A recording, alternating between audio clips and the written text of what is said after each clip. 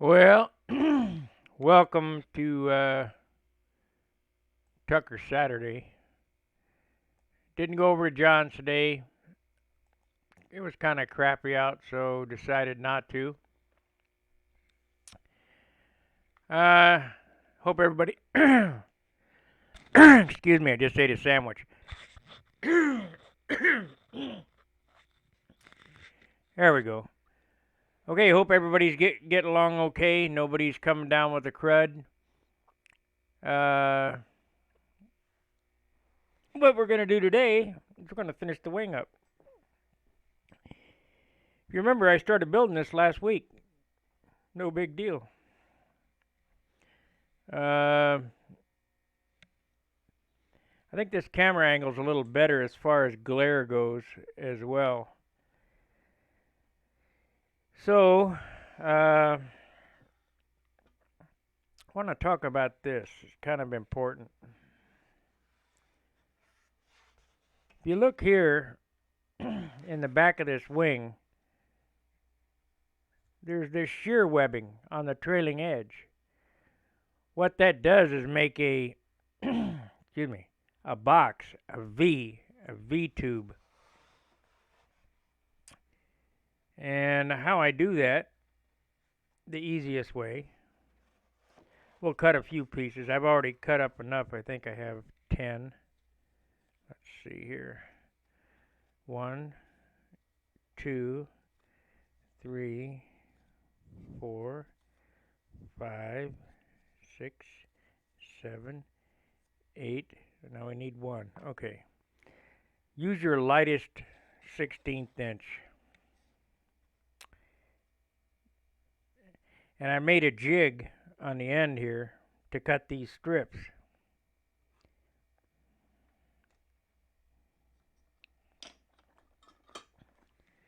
Let's see if we can see this here. Yeah, we'll tilt it down a little bit. Not really. Let me see here.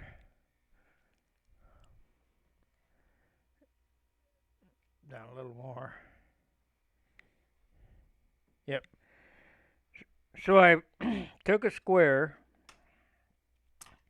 and I glued a piece of balsa wood at a 90 degrees to the glass.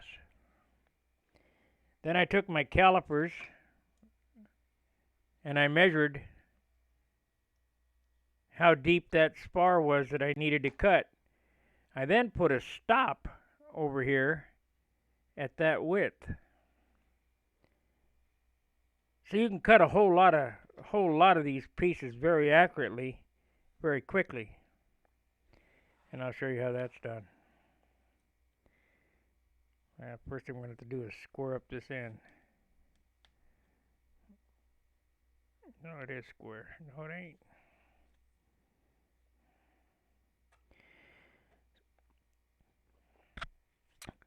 So if you have your square on the wood and it's on the stop on both sides, this piece is going to be the same width every time you cut it. Let me see if we can find the.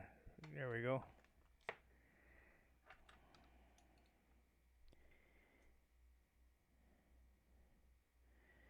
I I talked to John this morning, and he saw that I was doing this wing. And before he could get it out, I said, "No, I did not forget the hinge blocks." And that's these right here. I'll show you how I'm going to do those on the other side.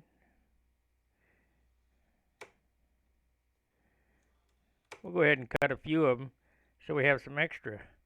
So that's the exact width that it needs to be to go for the trailing edge.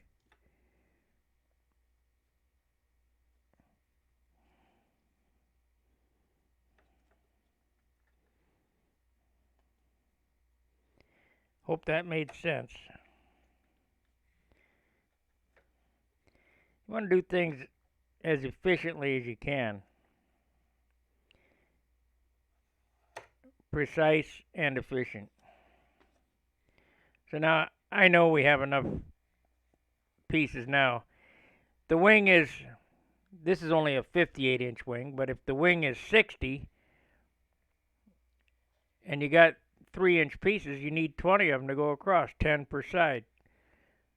So you cut up 20 of them or 25 of them because you're going to break some.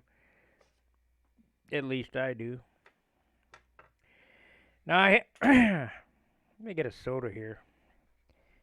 That ham sandwich really got me.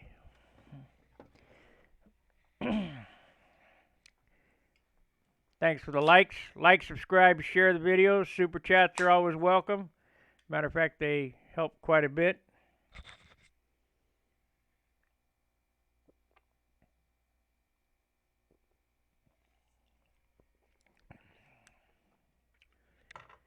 All right, hopefully that cleared my throat of whatever bread or sandwich or whatever was stuck in there. Okay, so now I'm gonna take this up so I can slide this wing down. Let me see. This is a very important tool as well, and I'll show you why. So scrape this up.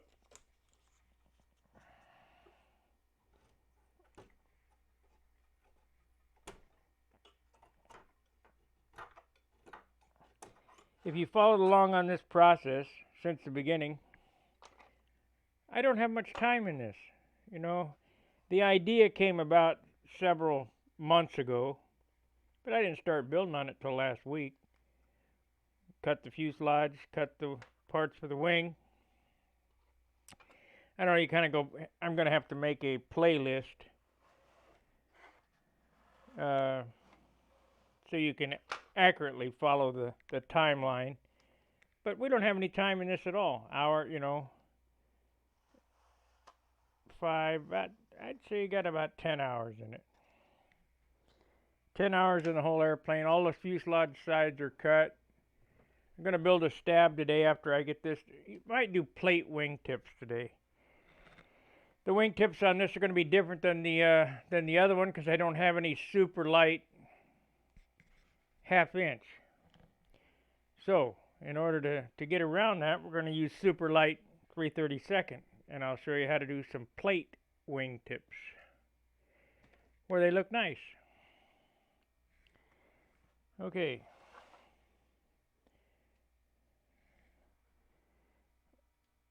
I want to make sure you can see what I'm about to do. As I said, I've laid out where the hinges go. You have to do that before you put these pieces in, because using my hinges, you need a hinge block. So, I guess we'll just do the hinge blocks first.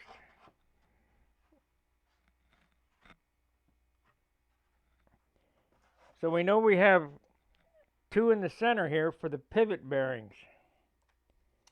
So I cut a piece of 1/2 inch stock. And we need to make it the same angle as the trailing edge. You just take a sanding block and sand the angle into it.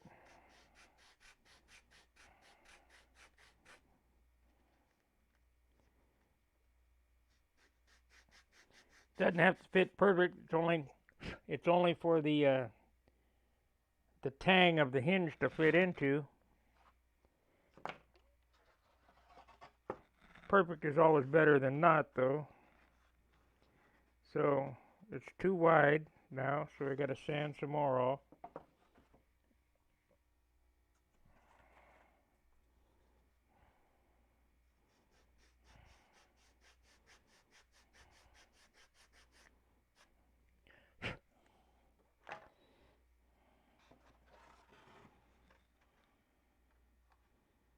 Almost.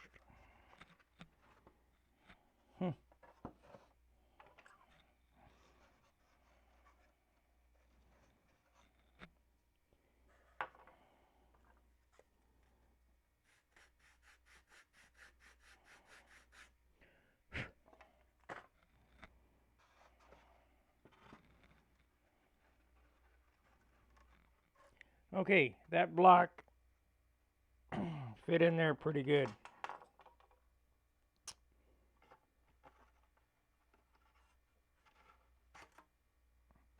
Probably could be a little bit better. This is your airplane, so you can settle for less, but I try to settle for perfection, inside and out. He got plenty of time.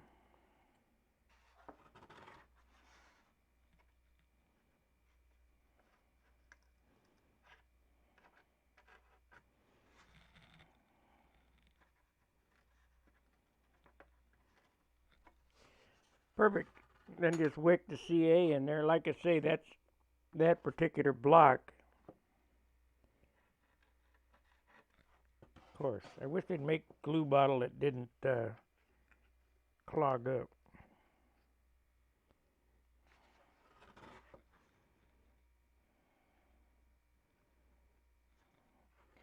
Glue that in there. Now, I told you about that long, I think it's a number 22 blade. Why is that important? Well, you're going to cut your piece, your strip that you cut, to length.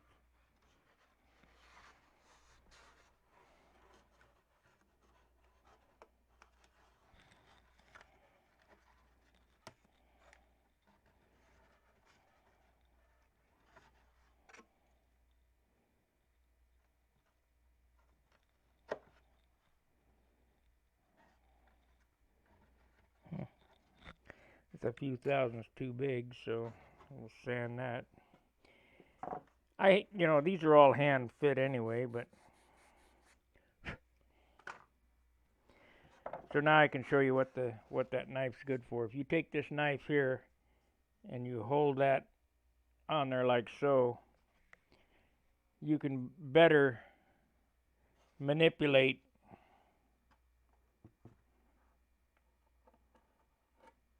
the piece where it goes.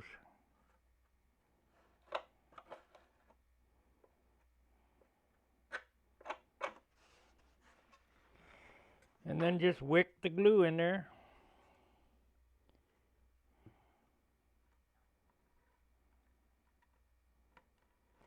Oh, another thing we were talking about, John and I. For you guys that watch my videos, and I do appreciate you watching my videos, trying to gain knowledge on how to do things. If you continue to do the same things over and over again, expecting different results, that's the definition of insanity. They were talking last night on the forum about building Stregas and Pattern Masters and Cardinals. Those airplanes are lumber wagons, meaning there's a lot of wood in those. It doesn't matter how much light wood you use, if you're still building the same airplane with the same, it's going to be the same weight. There's just no way around it. So my suggestion is, if you want to build a light airplane, rethink your construction methods. As I told you, you have to use less wood, less paint, lighter wood, lighter paint. And what I mean by that is you cannot, and I don't care what anybody says, use urethane paint and expect a 6-ounce finish. That just ain't no way.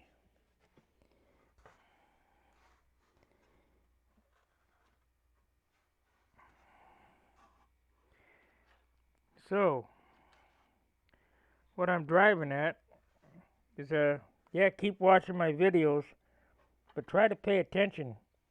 Not only what I'm doing, but why I'm doing it.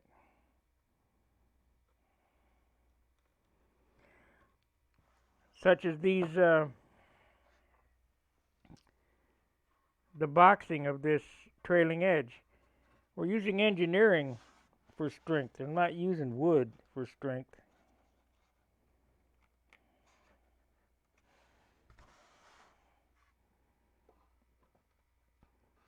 And I'm by no means an engineer. I'm a backyard mechanic. I wouldn't say that, but a backyard engineer. That looks about right. If it looks right, nine times out of 10 it is.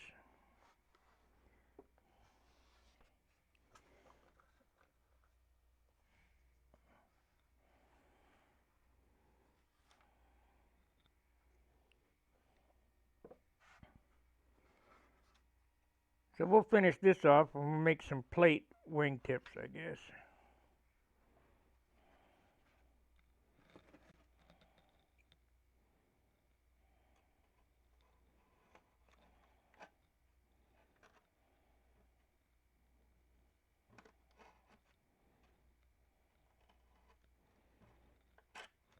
They're not the wingtips that I like,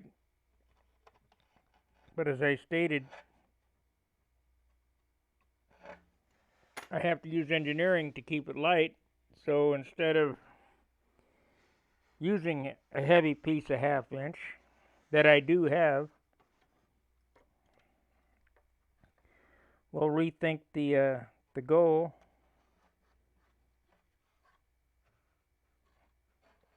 and engineer it different. This piece of wood here didn't quite fit perfect, so we're gonna grab another one and cut it to length and sand it.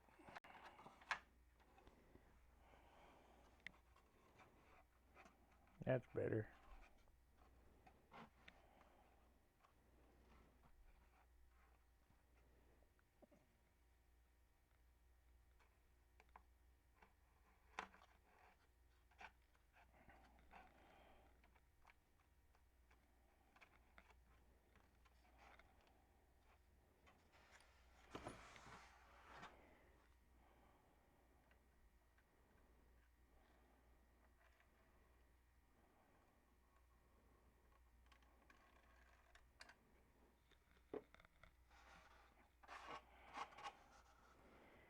Okay, let's see where we are. We got a ways to go. We can get all these done.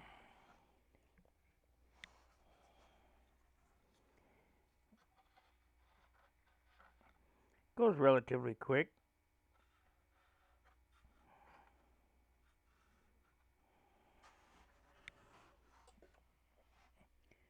Make sure you can see what I'm doing here.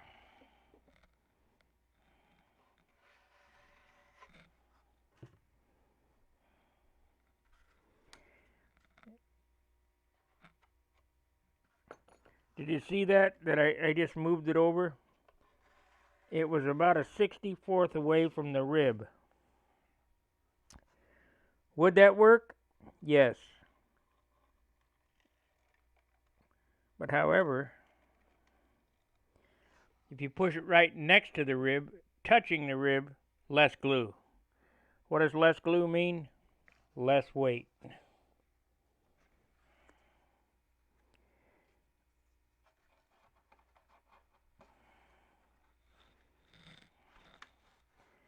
And that's basically the only way you're going to build. We did a weight of that 2K clear. Weighed the can, weighed the clear. I want you guys to do a weight comparison of the glue. If you use a 2-ounce bottle of glue, whatever this weighs, less the bottle, is how much weight you put on your airplane.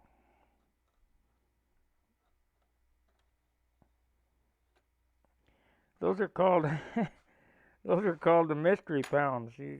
Why does this weigh so much? Well, you used 2 tubes of epoxy and 6 bottles of glue.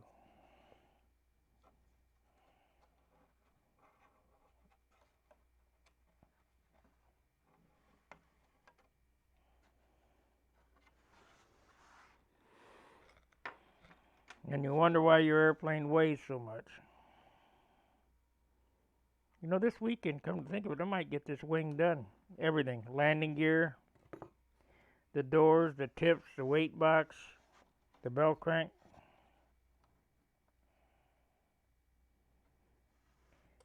Because I got nowhere to go.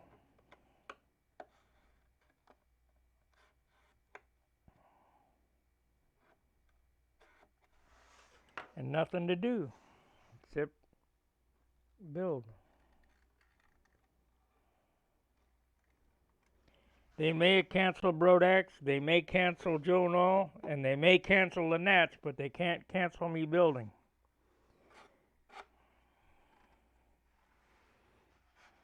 At least I don't think so.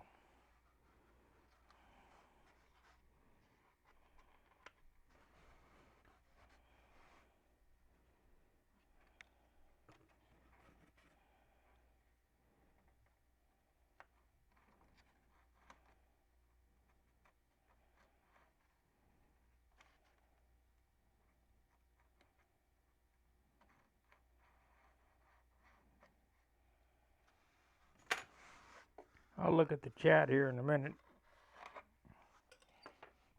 I probably could put my iPad above my head again.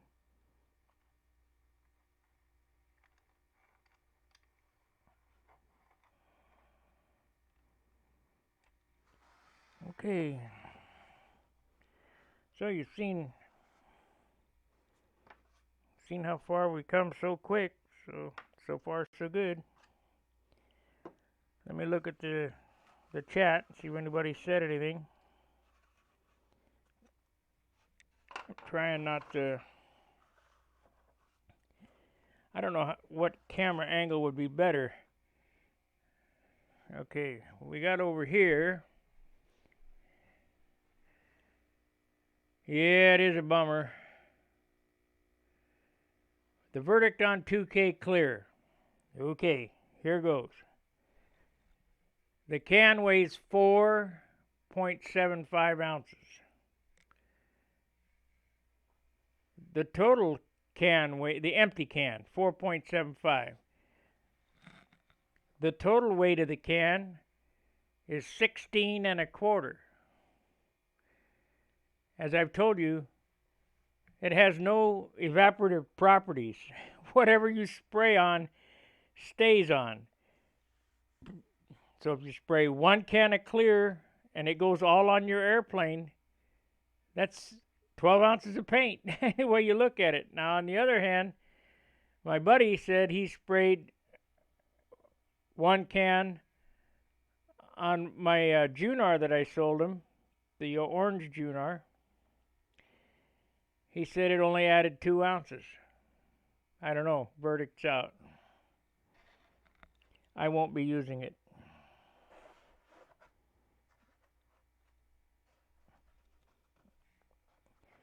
Oh, I keep checking this wing. I put it back in the cradle.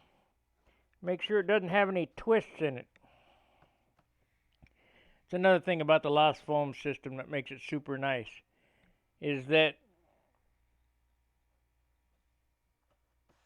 as long as it's down in the cradle, and the cradle's on a straight level bench, it's not warped.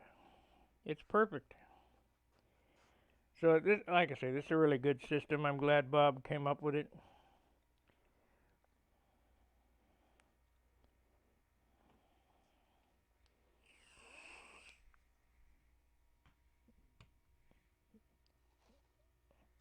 Or whomever. Okay, we need to put in another hinge block. So, need to sand another one of these little lovely things. This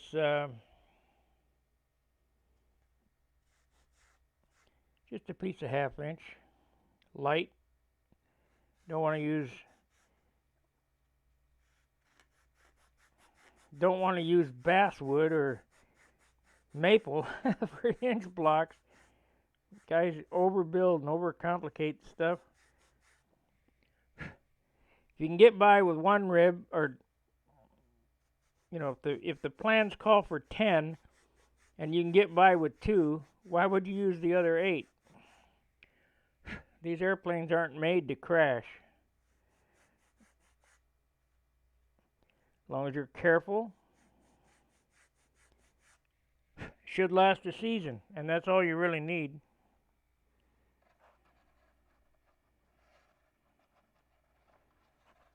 If you get 2 or 3 seasons out of them, heck, you're lucky. That's a good build. Okay, I got that one in there.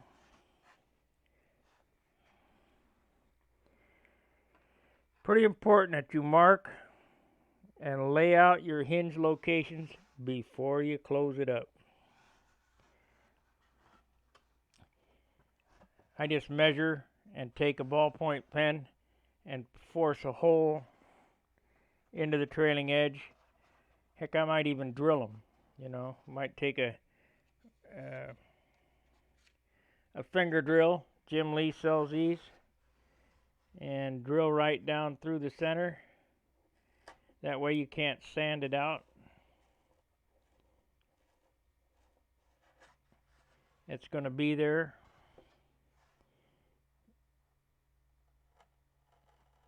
Because that's where the hinges have to go. And then accordingly,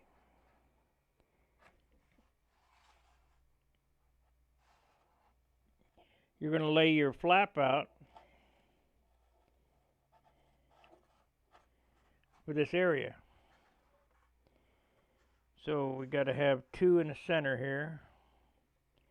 And you want to keep them on the center line. No, I don't measure them, I just eyeball them. Your eyes are pretty close. If they're not, you're in the wrong game.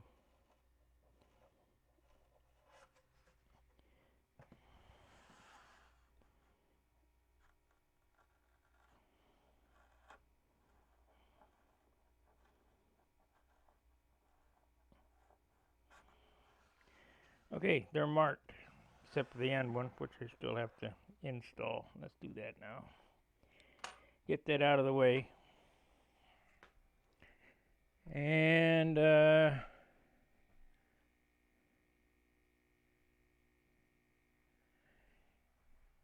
I do not glue the cradles together. I build the wings in halves and put it together like a foam wing.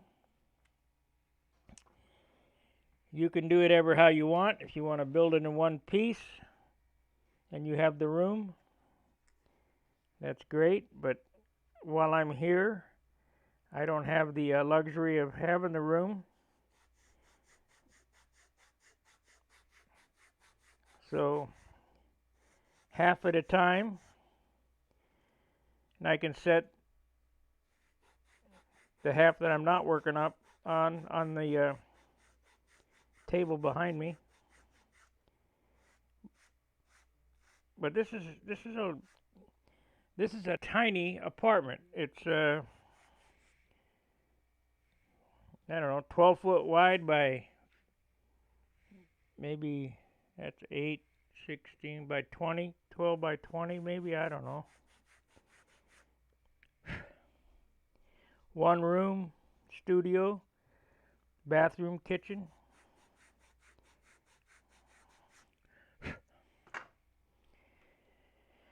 If I had more room, I could do more stuff. I'm almost out of room for airplanes.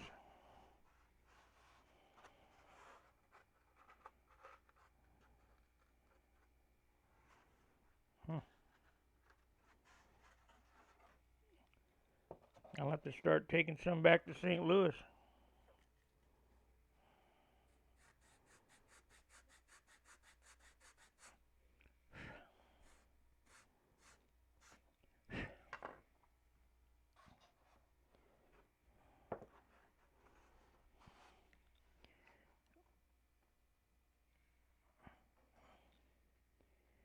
Let's give it a little more.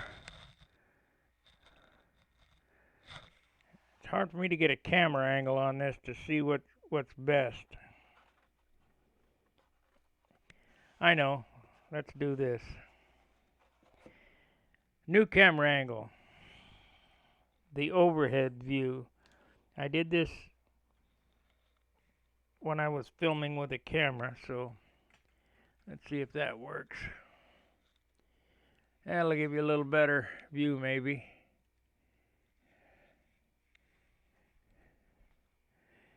Yes, that will give you a little better view. Okay. That angle look better, guys?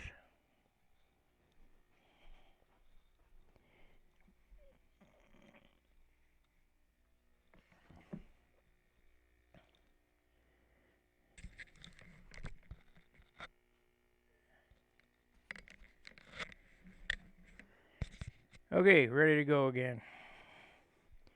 Hopefully you can see what I'm doing. All right, I cut the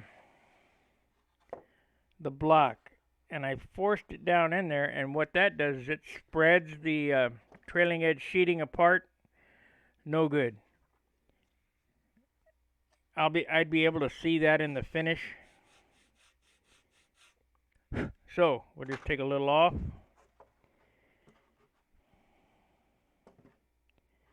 Drop it down in there, see if it goes all the way to the trailing edge. If not, we'll sand some more off, which it doesn't.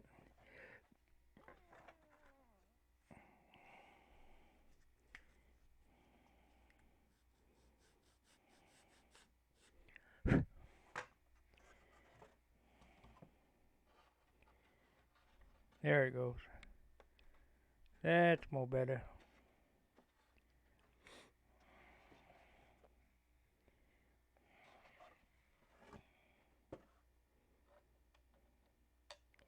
I'll show this block in here so you can see.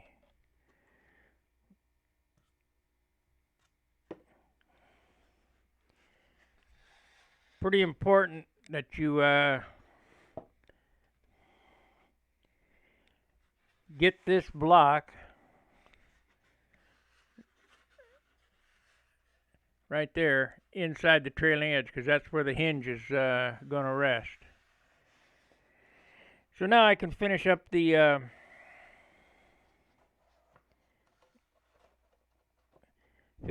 shear webbing. We don't have many pieces to go in here.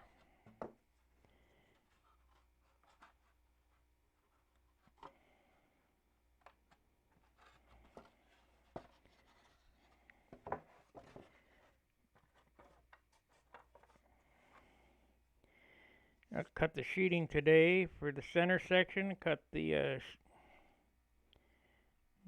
as long as I stand here and do this, I'll have this done today.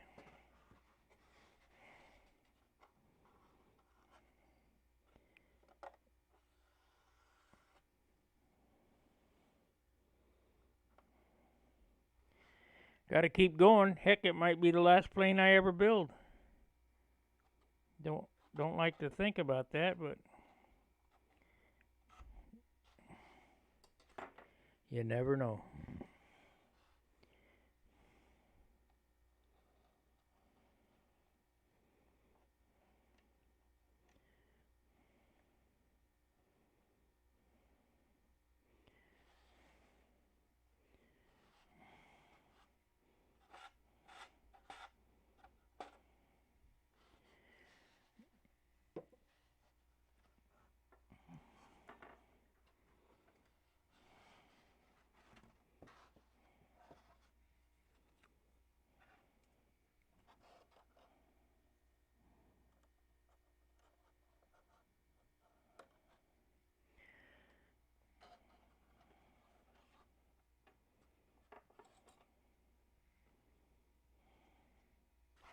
I don't, from time to time, I will build somebody's airplane. Somebody asked me, do I build for other people? I'm doing this, people say, well, I don't have time. Well, I don't have time either. I'm doing these videos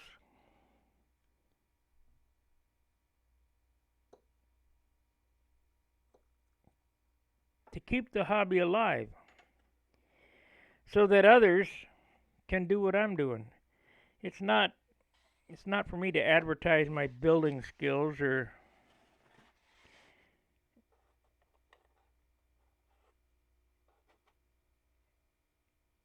it's these videos are strictly for you guys. And I hope they help you.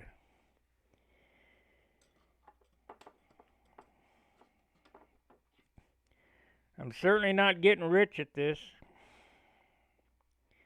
If I still was a drinking guy, I couldn't even afford a six pack.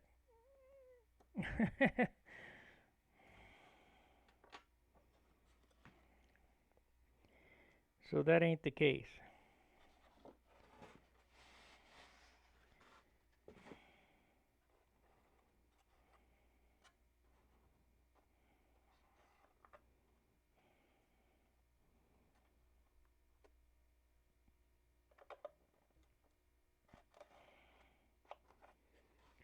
Make your joints tight. I can't stress that enough.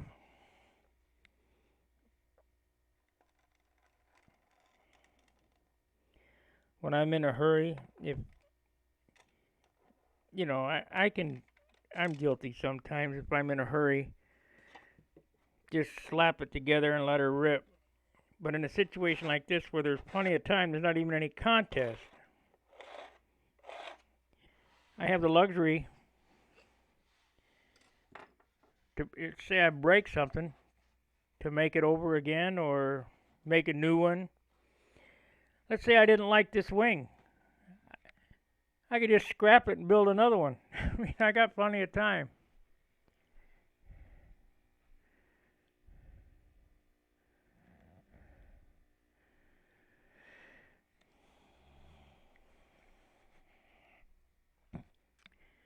There's no sense in, I gotta move this box.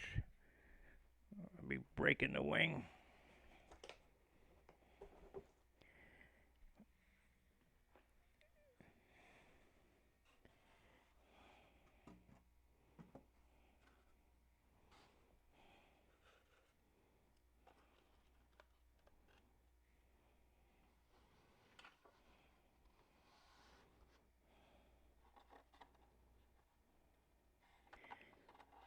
See, here's another one that's just a couple of thousandths too thin.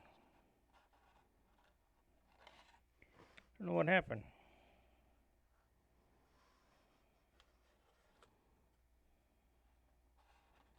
There we go.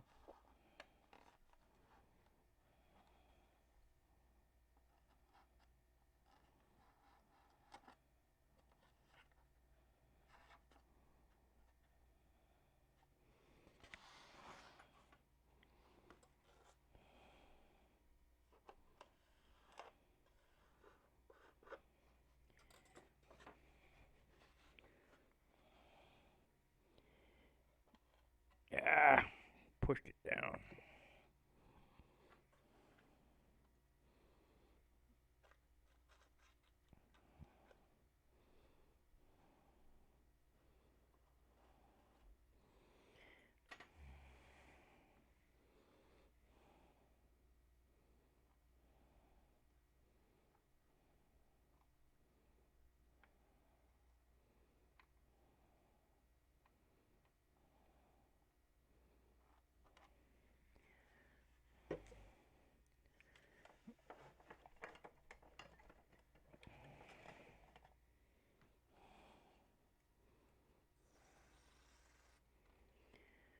Okay.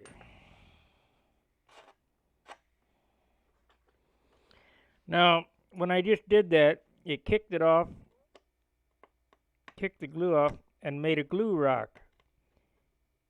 Well, take the knife, just like that, and pick the rock off. You don't want to carry that weight around. That way it's glued on there, plus it weighs less.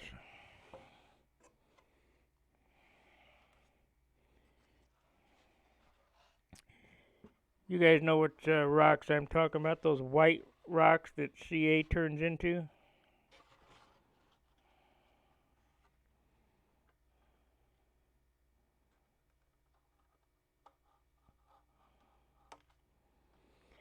Yeah, let's build a pattern master. 3-inch thick ribs.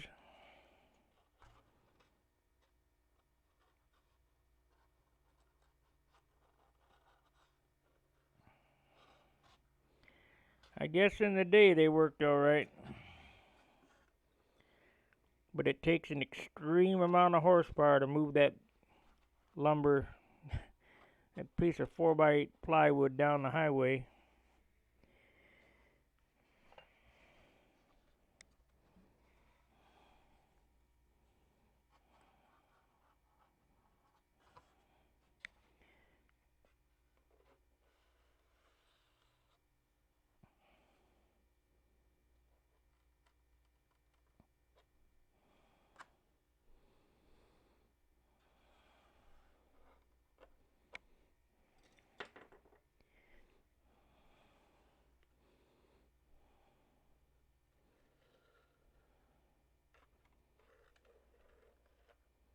Yeah. A little bit of glue on the outside there. You don't want that. It makes a hard spot hard to sand off.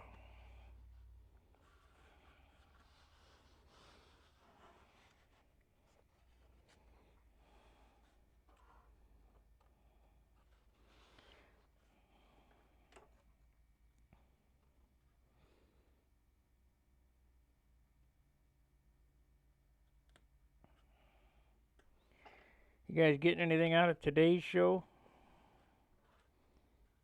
I mean, most guys like the John and Sparky show, but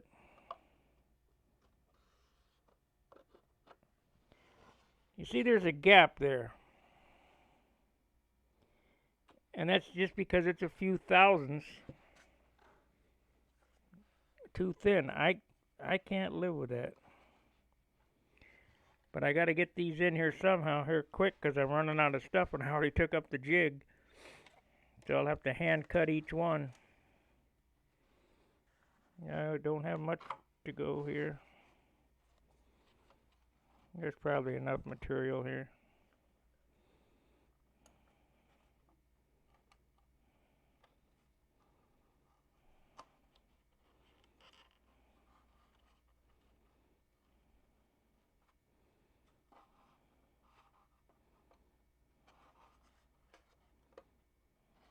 There we go.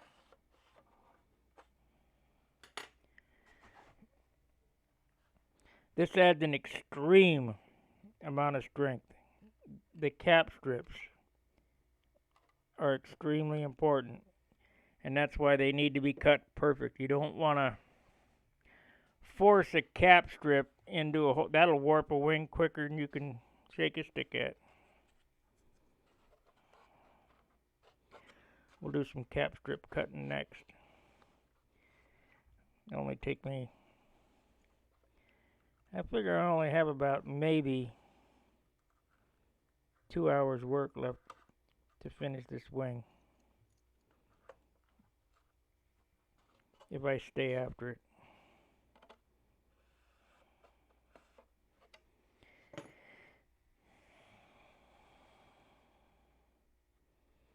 You know, I think Bob charges $300. Could have gone up. Don't quote me on the prices. To build one of these wings, it's a good deal for you.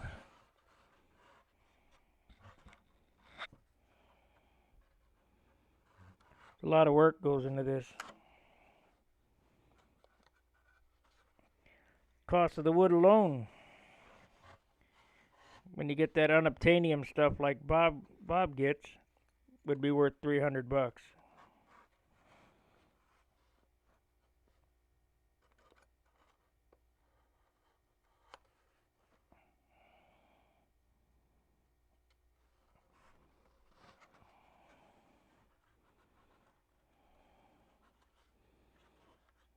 Control line guys are so cheap that they whine about it.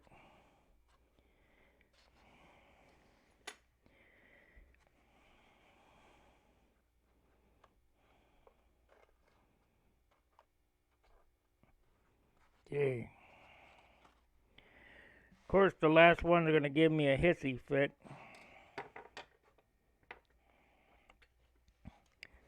That's just how it works. I get it on there one way or another, but it kills it.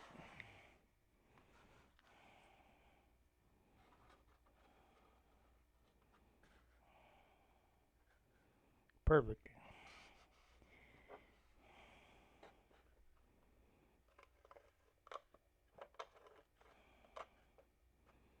Yeah, not quite. Ah.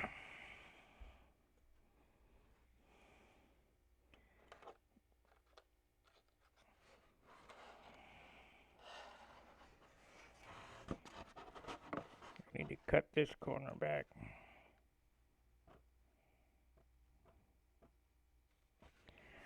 We're only talking about a few thousandths. It's not much.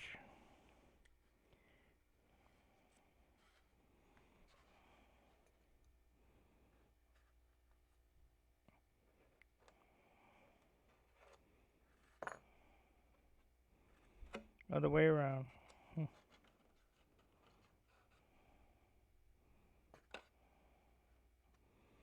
There we go. Perfect.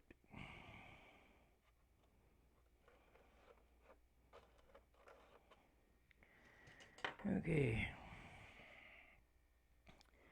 Well, wicker in there. Sorry I don't have any movies, dancing girls, or funny anecdotes today. But we're working. Okay. Shear webbing's done. Hinge blocks are in. Let's see what it weighs. It's 5 ounces, I think.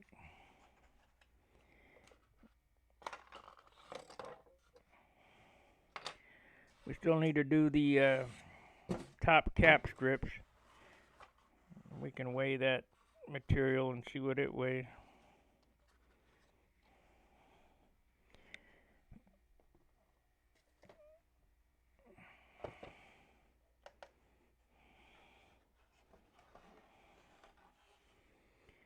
This wing right now at this state weighs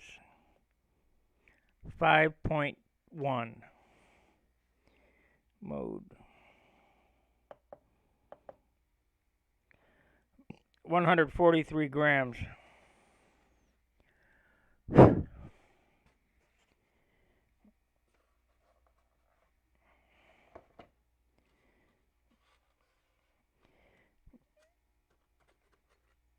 So we'll get the cap strips on this, and then we'll move on to the next part. We'll do the compression spar, the bell crank location. No, we'll do the landing gear first. Much as I hate that I'm gonna have to dig around for some aircraft 1/8 inch and use that saw again in my hand. Let's see if anybody said anything here.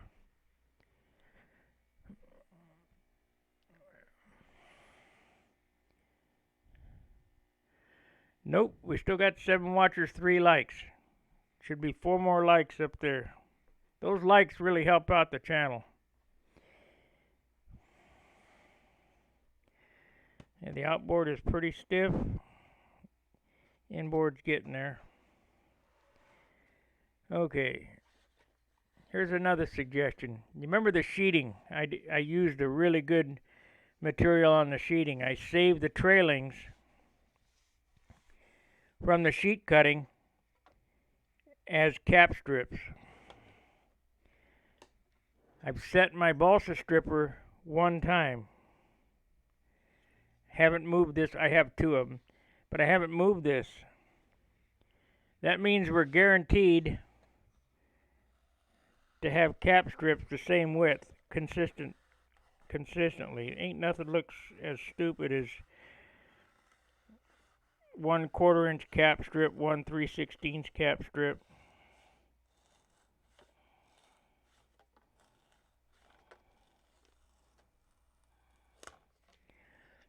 So we got, let's see, how many is it going to take? 1, 2,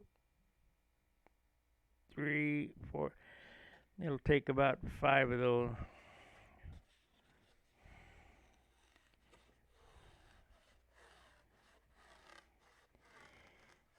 You know, guys will go to the store, hobby shop, and buy quarter-inch wide cap strips. Ridiculous. Why pay that premium price for that wood you can strip yourself? You could make a stripper. I have a couple of those around here.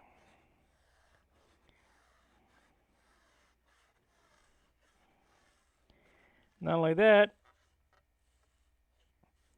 those that strip wood you get at the hobby shop that are it's in those balsa racks are trailings of trailings.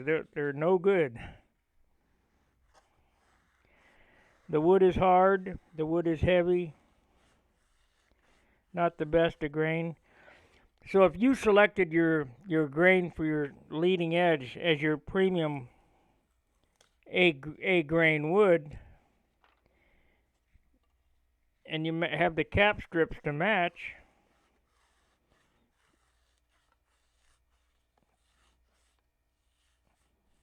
some guys get crazy enough they want to match the grain, the actual grain itself.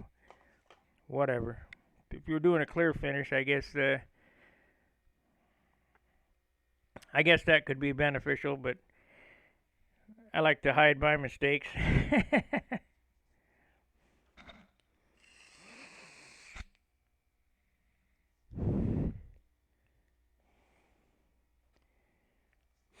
Okay, let's finish this wing up here. So, got the scalpel, and when these scalpels that I buy, these surgical blades, quit cutting good, change the blade. So I'm going to make a test run here, and if it doesn't cut in the first swipe easy, which it's not, took 3 swipes, we'll change the blade out.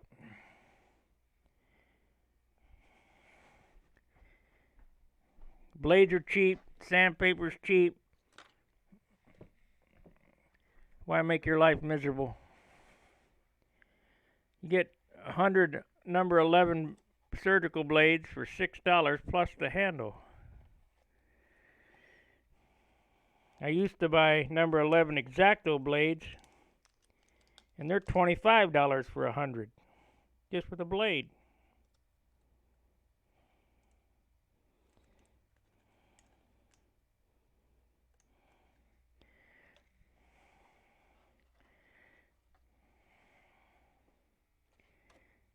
Not that we had to be sterile with that, but use the package to change the blade or else you'll cut yourself.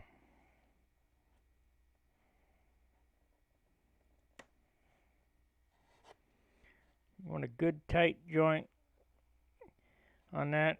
You want it to fit without force.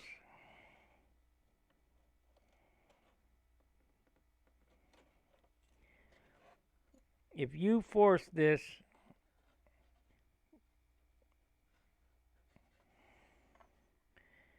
to where it goes, it'll warp the wing. So remember, fit without force.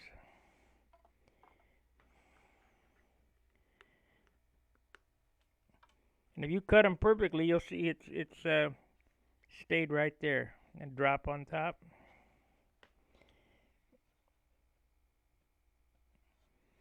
We'll come back with a T-bar and sand everything to the same height. So that last angle you cut in there should be the same angle.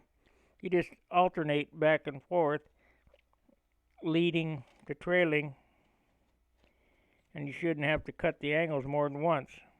So there's the second one.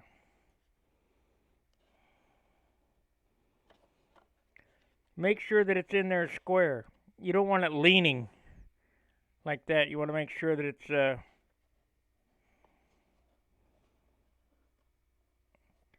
square with the leading edge. If you leave it up a couple of thousandths, that's okay. That's what sandpaper's for. It's actually better to leave it sticking up just a little. That way when you block it down to the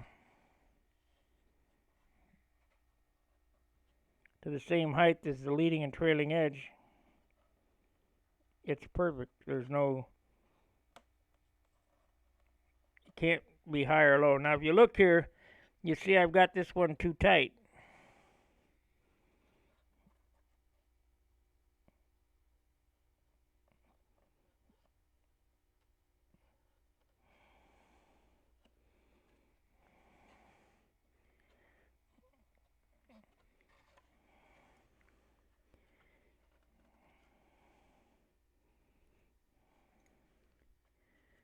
So remember, fit without force.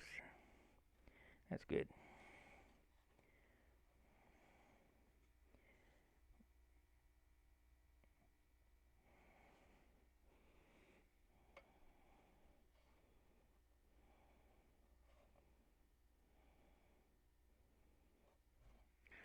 Before you sand these, you got to go inside and glue them to the rib. Otherwise, you'll just sand the top off of it and it'll look like hell.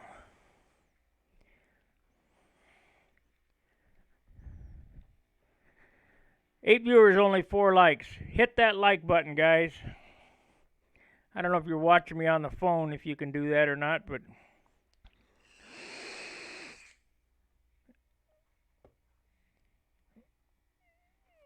I'm hoping that the New Zealand guy, X-Plane or X-Flight or whatever, I'm hoping he comes on.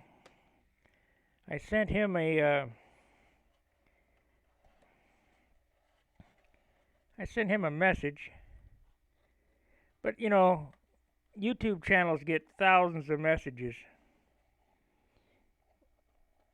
I'm inundated with all kind of questions from all over the world. And if you're one of the Smith brothers, please take me off your chain mailing list. I get 10,000 emails a day from you. I'm going to have to block that email address.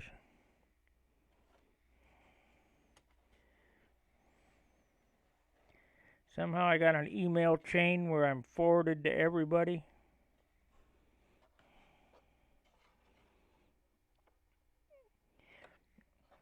And it's not a scam, nor is it a spam mail. It's everybody talking to each other. I don't need to know what's going on in Florida.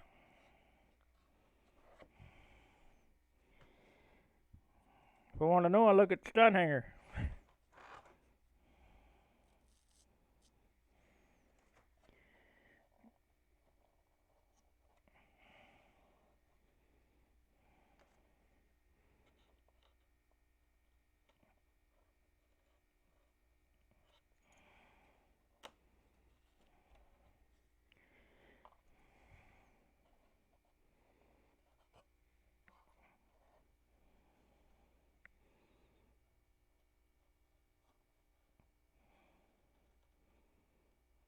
I don't have any DVDs for sale either, guys.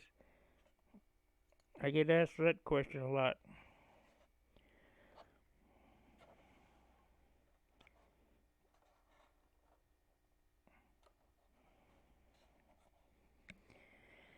I just have YouTube videos. I had some videos on another platform, but it's just not financially capable for me to be. You know, I'm not a business. I don't have unlimited resources. So I can't afford to have all these servers. Stunhanger's already a big financial burden on me, and a time burden.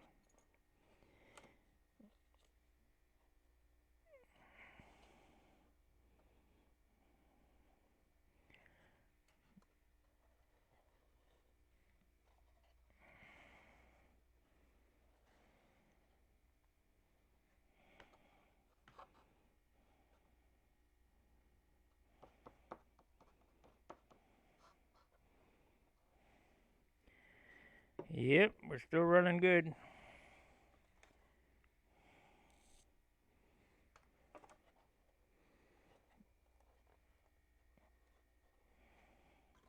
I'll be on the other end of the bench here in a minute so you can see exactly how I do this.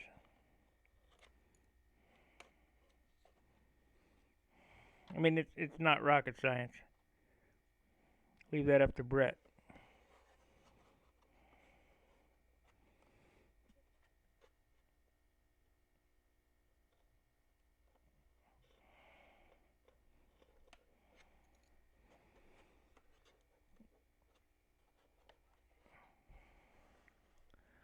This stuff here is,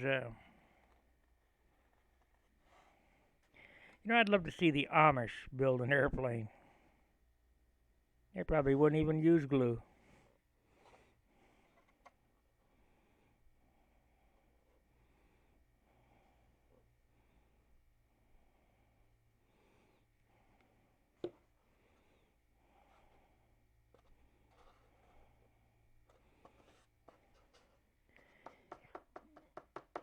I'm gonna see about. Yeah, we can do that later. I had thought about trying some types of joinery that doesn't use glue.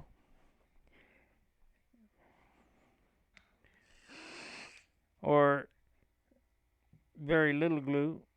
Interlocking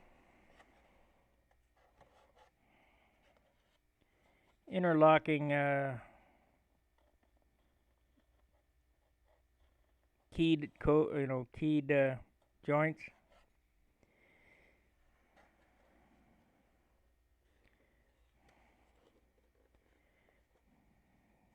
Cabinet, that's what I'm looking for. Cabinet joints. Dovetails and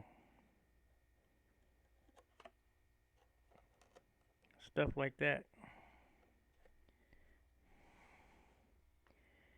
Okay. So now I can come back to the other side, but before I do that, we're going to detail glue this, so we'll turn it over.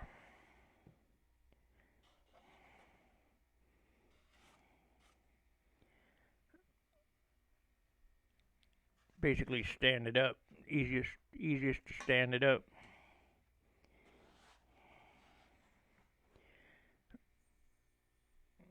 Yeah.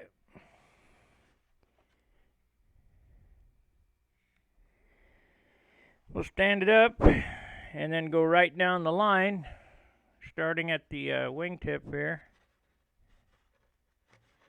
Glue the cap strip to the ribs. I have to do this one from this side.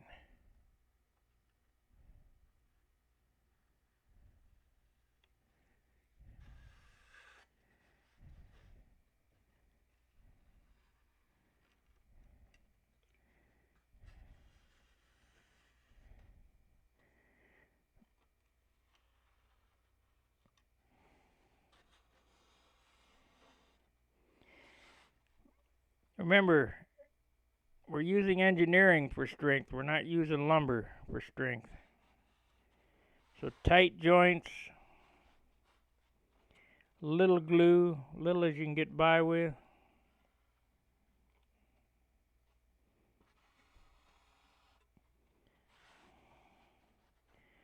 As long as the fitment is perfect, it doesn't take much. Ooh, got my finger glued to it.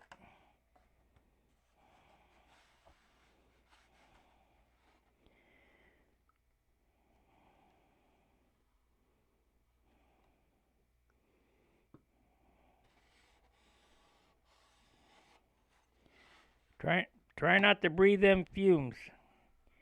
Carl Levins' eye got glued screwy, according to him, from CA. So keep your eyes out of the glue smoke.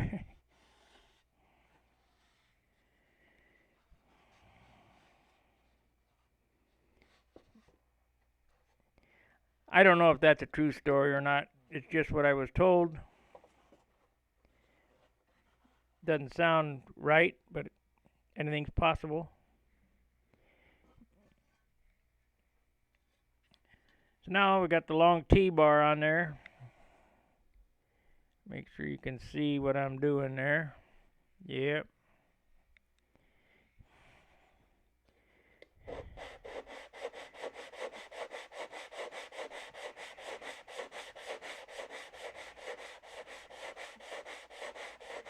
Keep sanding until you hear the sound change.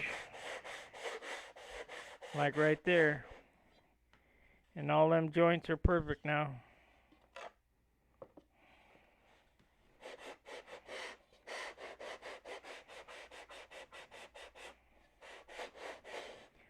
Now drag it over the whole wing so that all the cap strips are in parallel.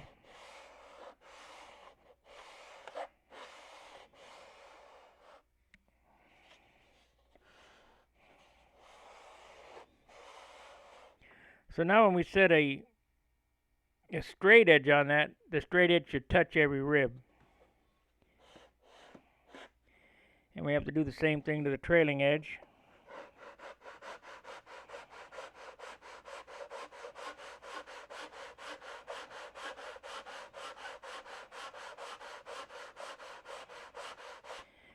This is another reason why I use 3/32 instead of 16th. It gives you that extra 32nd of an inch to sand to.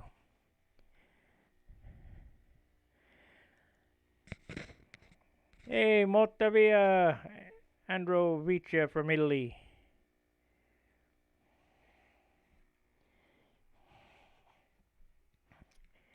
Glad you're here.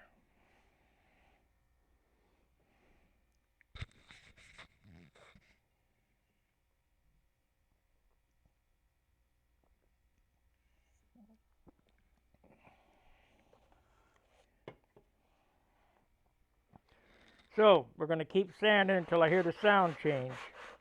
Of course, you may not be able to hear the sound change because I'm wearing a headset. And it shouldn't be picking up any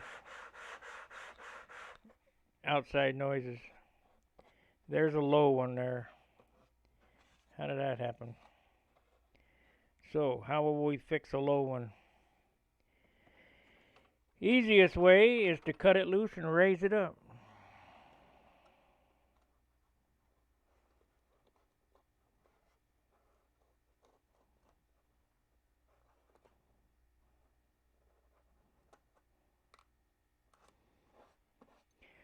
It's only low by, I don't know, maybe I'll just sand it because it's only low by just a few thousandths, not even. Ah!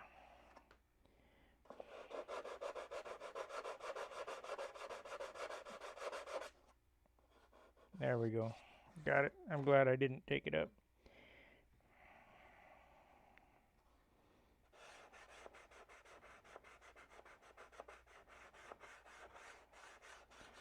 Another thing John and I have found out, and I always did roll the edges over, so this is basically more John's idea, as he said really roll the edges over on the cap strips with sandpaper, and it helps the covering, so you don't get them goofy puckered looks on the covering. We might try that to the leading edge up here too. We'll roll that over.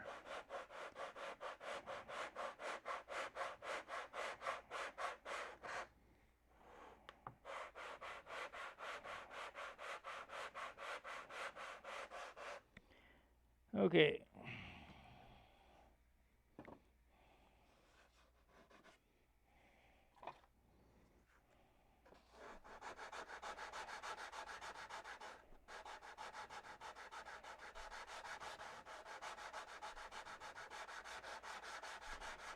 They're watching me in Italy.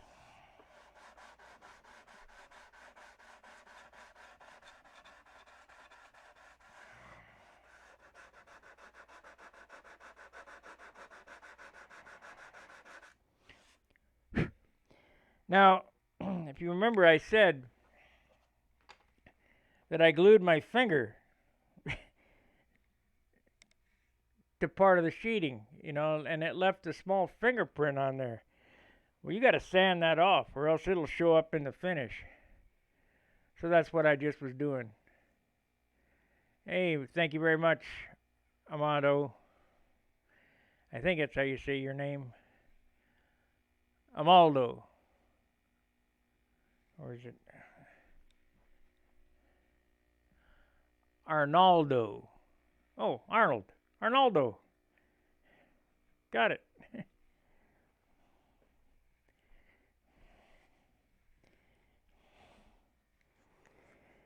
Okay.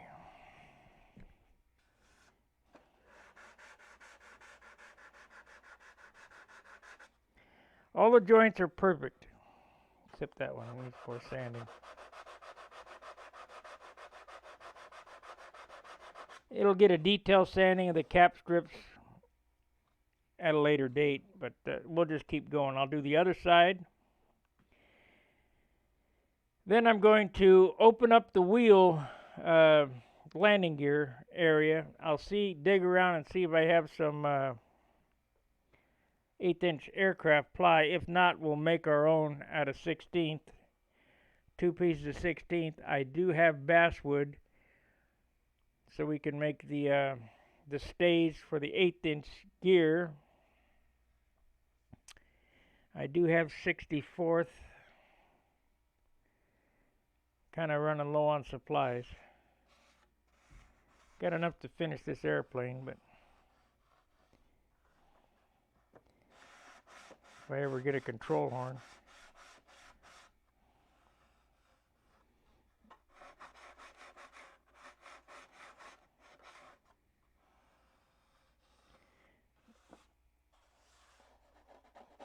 Yeah.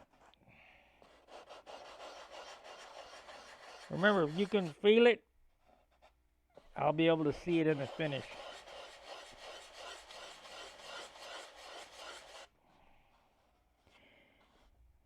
I'm going to paint this airplane Ferrari red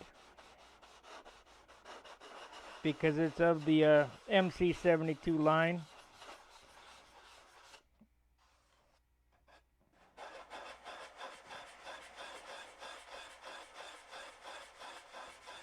I'm going to see if Bob Brookins can mix me up a quart of that.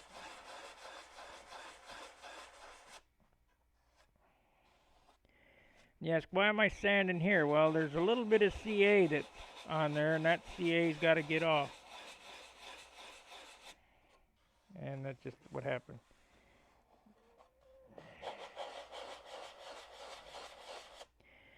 Do not sand this leading edge.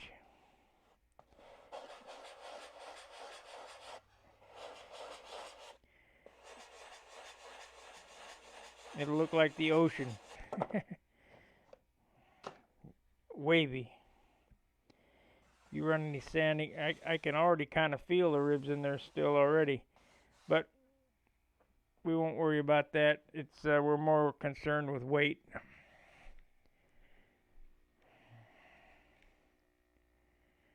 Oh, good. Thank you very much, Arnaldo.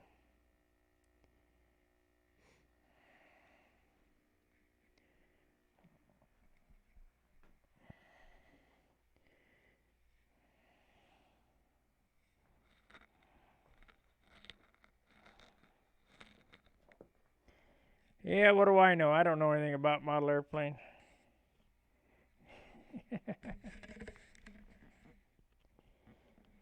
Okay, let's turn it over. Remember, we were at 5.1 ounces before the cap strips.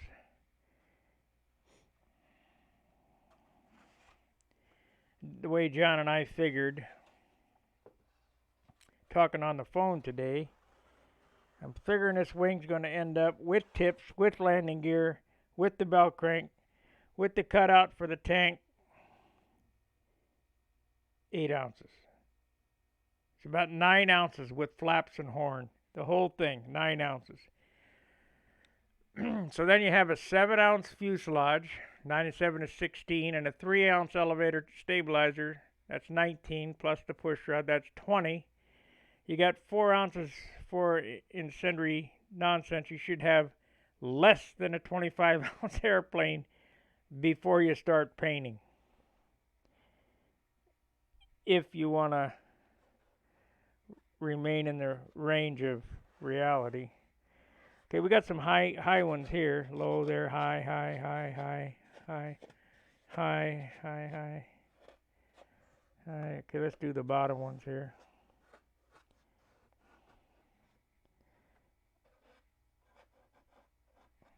Okay.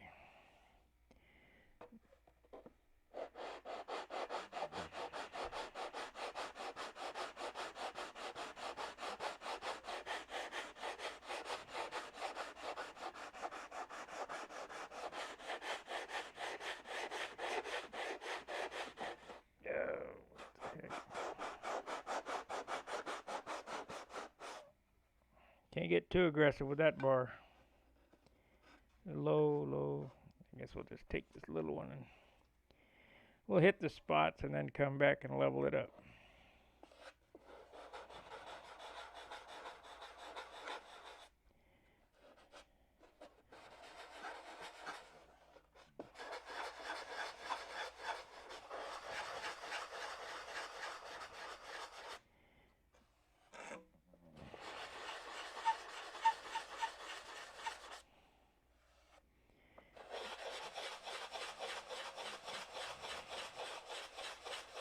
Hey, during this crisis, what would you guys do without Stunhanger? There'd be nothing to do.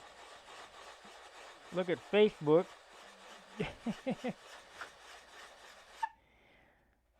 Watch the nonsense.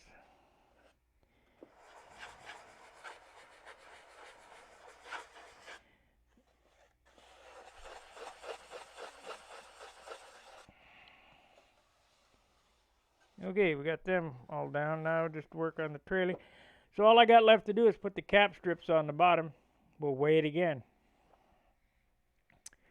Let's see. Dennis B. Catching the tail end of the show. Well, Dennis B., this is going to be a long show today. We've been on an hour and 15 minutes. But I'm going to let this baby run today because I'm going to do some work until I get tired of talking. I might try to turn on some music so I don't get too bored myself and listen to them through my headset. But you guys will have to tell me whether it's coming across on YouTube. If it is, then I can't do that. Let's try that. Let's see what happens. I'm going to start something playing in my headset, and I want you guys to tell me if you can hear it on that end. That way, I won't be so bored.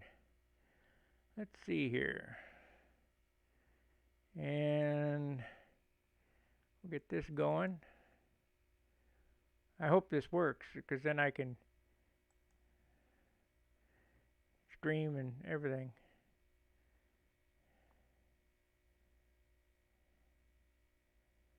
Huh. I got nothing there. Huh. I guess it doesn't work. Alright, let's try one of these.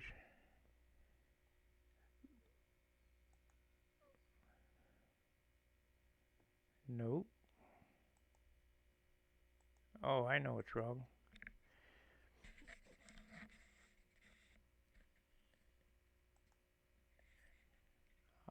Alright, I could do that. Let me ask you this. Do you guys hear anything in the background right now?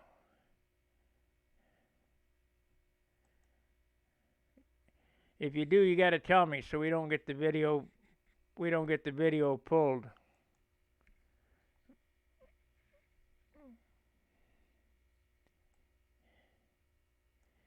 It doesn't look like it's broadcasting. Yeah, it's not. All right. You guys hear anything besides me? Cool. Cool. That means I won't be so damn bored doing these. Okay. Let me turn this down a little bit.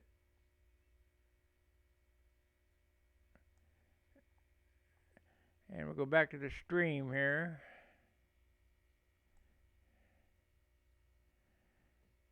All right.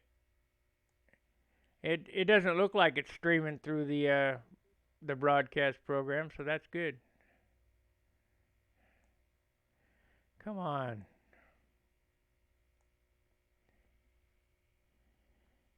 Okay, great. We're in there then.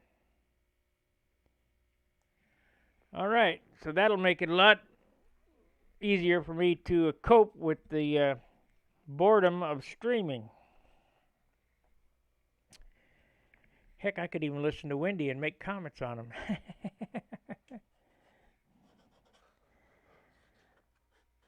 All right, I'm leveling out these cap strips here. I'm gonna have to get aggressive on that one.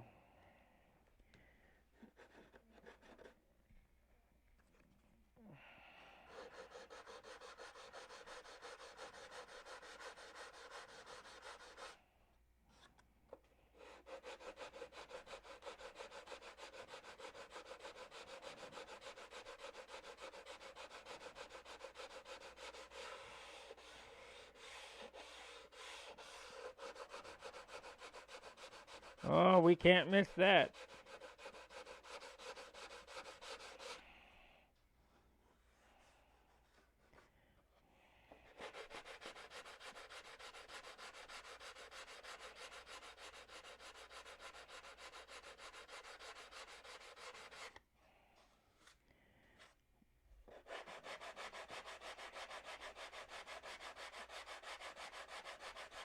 All right, when I'm sanding these, I'm listening for the sound change.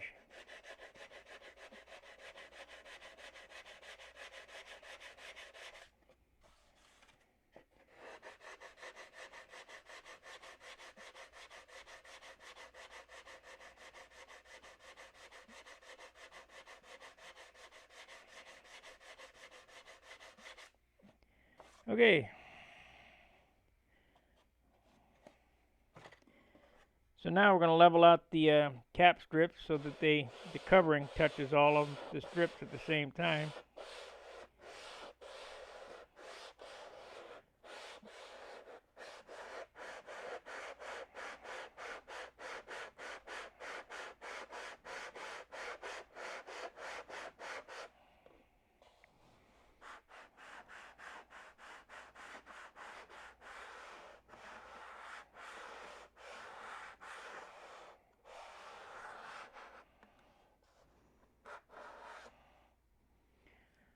Alright, so now we'll go on to the trimming of the cap strips on this side, so you should be able to see them better over here while I'm doing it. This is the center sheeting, so one doesn't go there. I've shown that I've cut all the cap strips from the same piece as this sheeting here. Good light stuff. This is a 3-pound wood.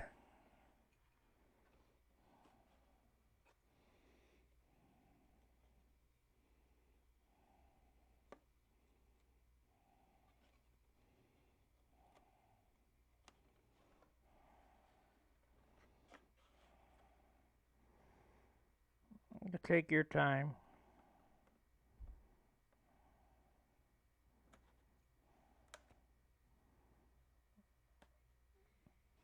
Remember,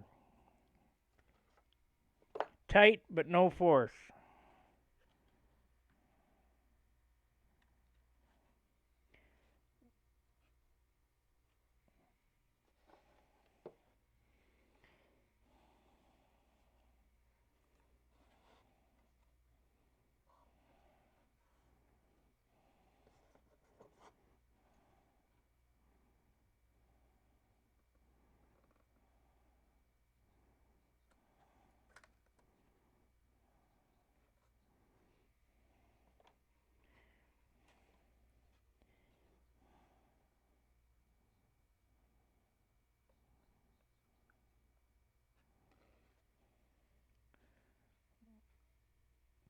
Make sure it's level, meaning you don't want it crooked, so that only half the cap strip touches the covering.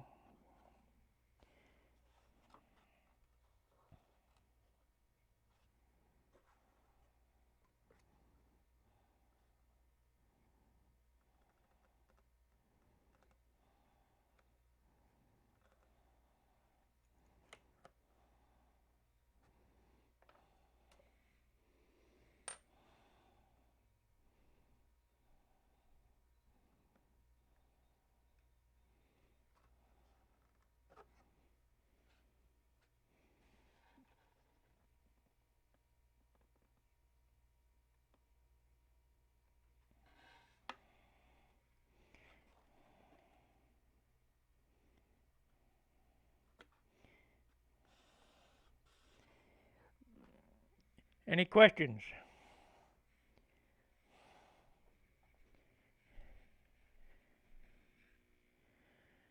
Okay, that's great. Thank you very much for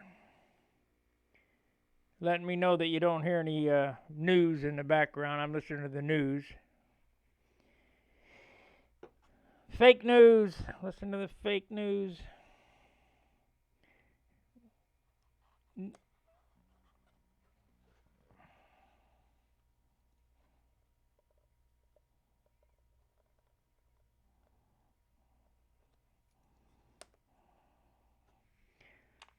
Entertainment.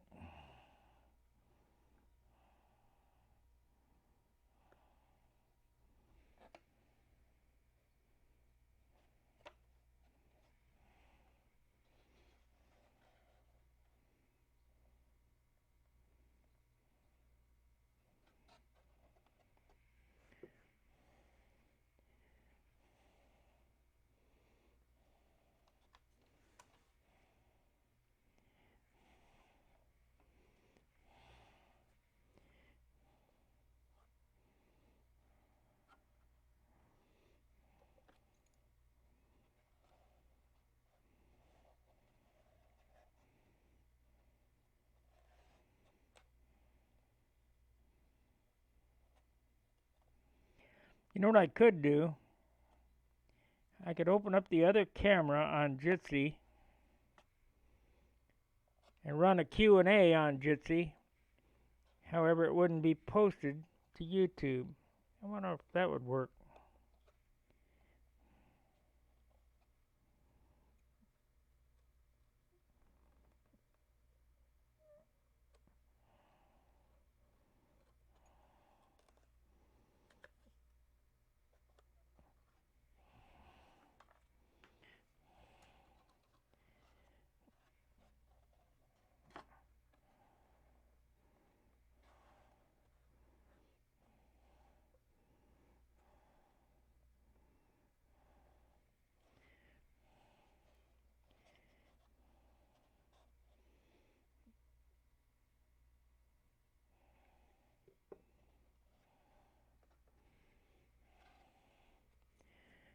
Oh boy.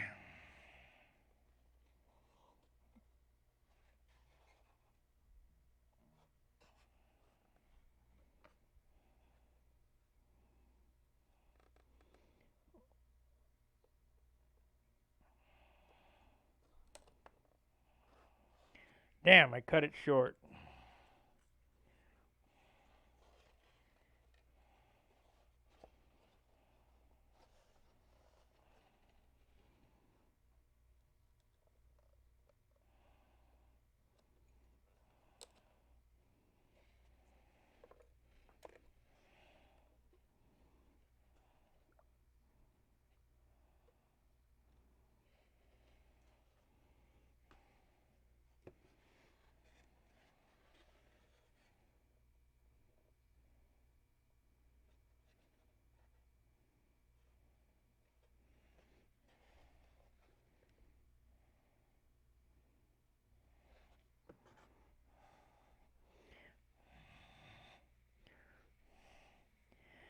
All right, we're coming to the end. I got a high spot there, gonna have to fix. This is on the bottom, but Remember, bottom is as important as the top.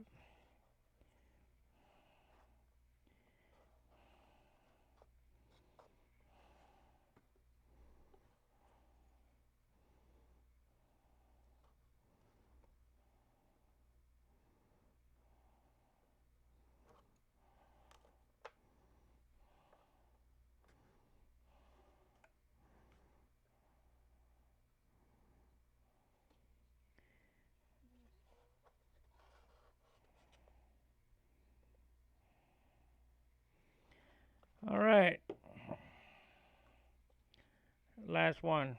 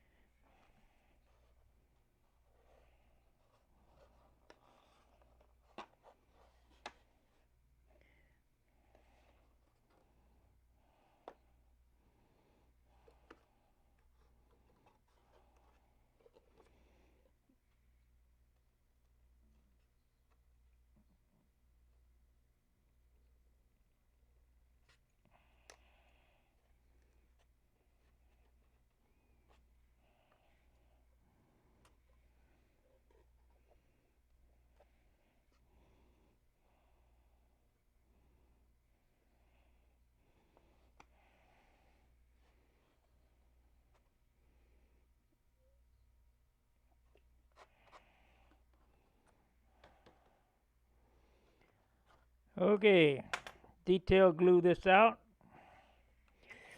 and we'll get onto the landing gear blocks.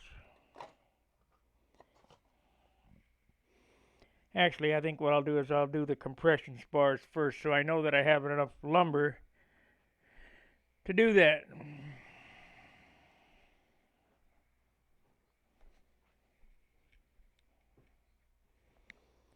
Okay. Oh, 70 ounces. I feel it already.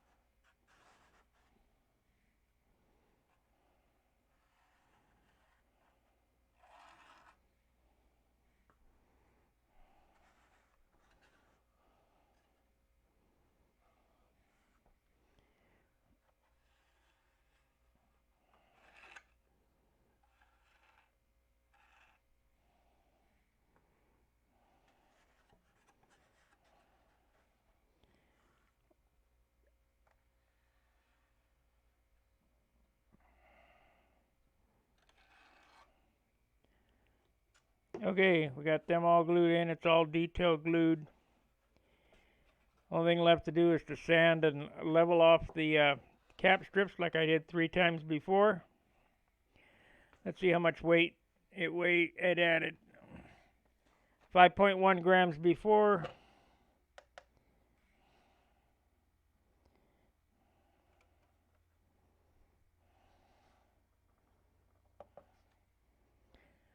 5.25 ounces, so it's 5 1/4 ounces.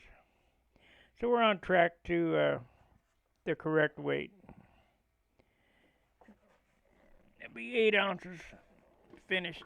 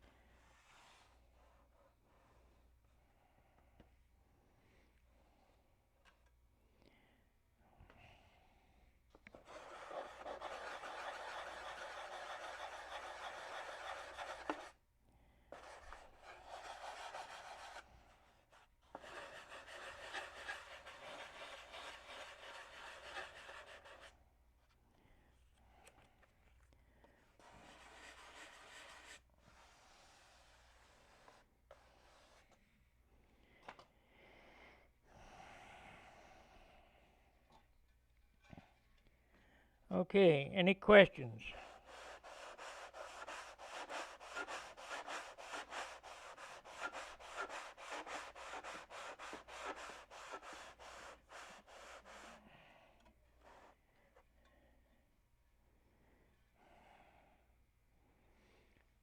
Ah, no wonder why it's digging that up. This thing's bent.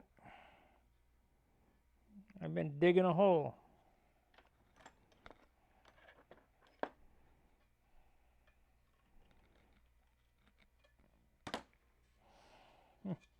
Won't now.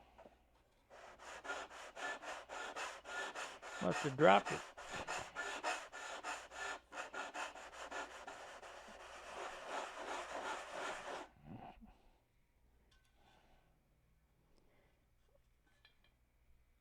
This end's bent too.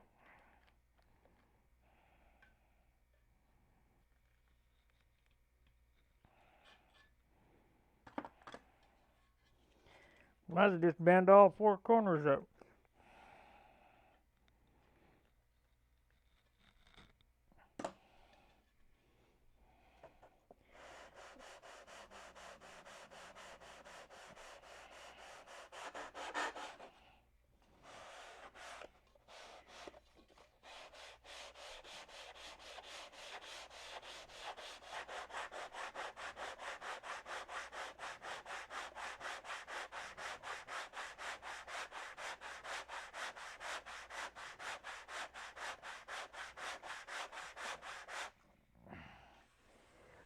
Got a high spot right there.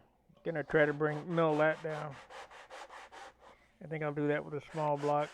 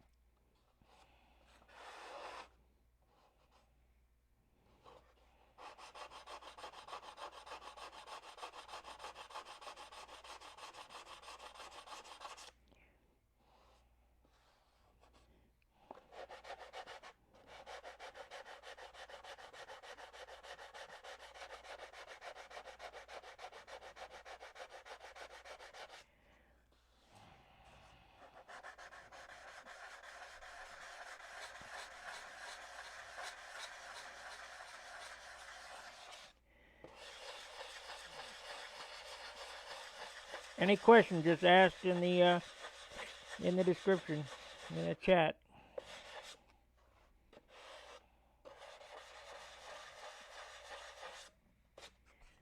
Okay. That really dug the crap out of it right there.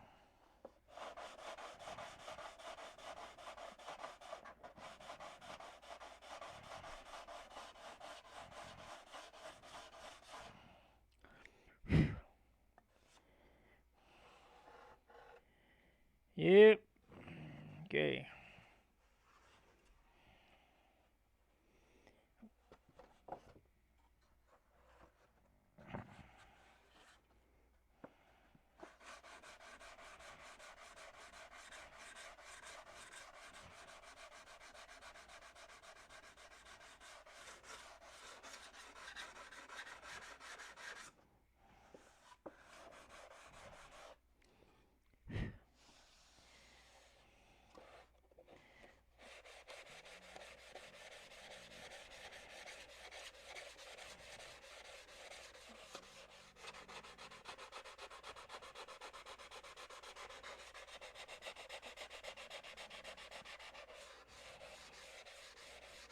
Okay.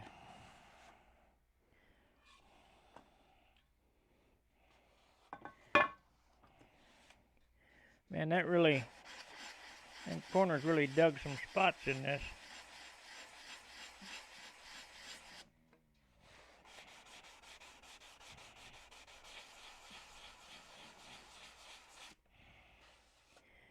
I got them out though, so we're good.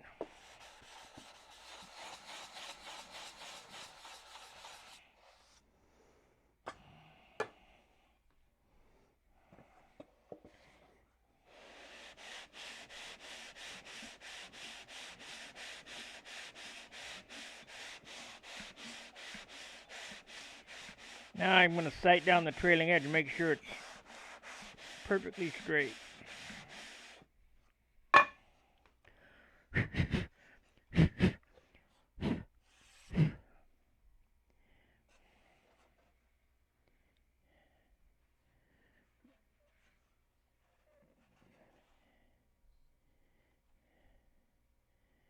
Got a slight whoop in that end there.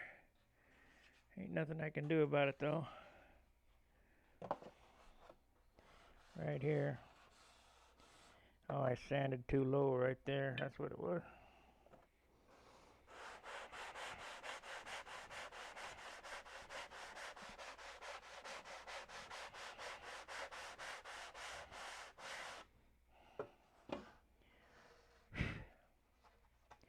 It'll be fine.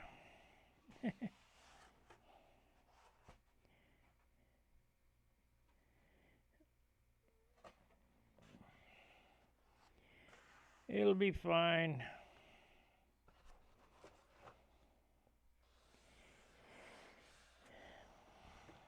It's not warped, so that's good.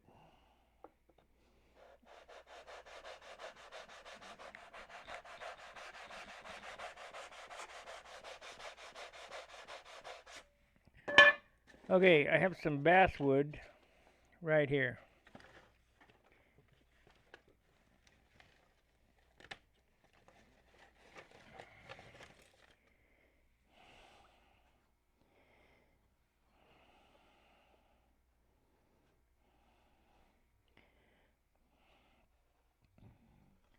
Eighth by quarter, $2.99.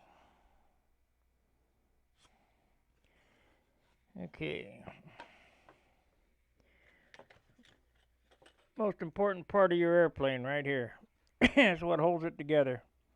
So 1 inch, 8. Gonna be 9 inches long.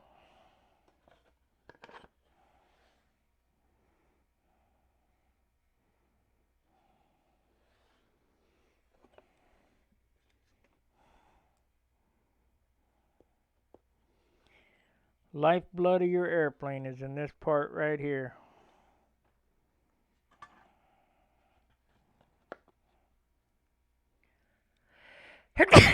Balsa.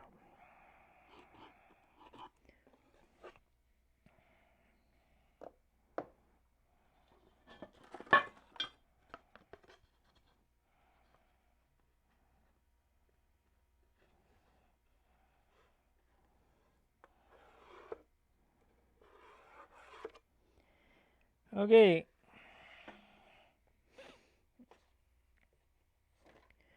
So I'm going to have to move this wing out of my work area and cut 2 pieces that long.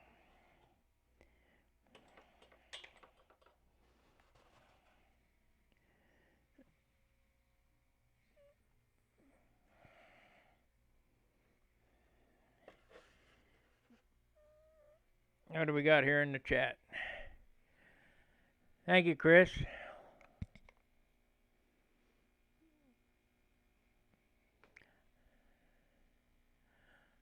Okay, which grain do I use? A grain wood.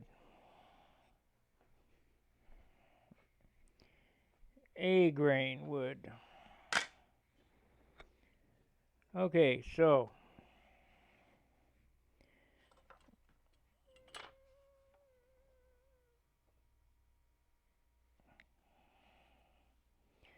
this is basswood. It should cut relatively easy.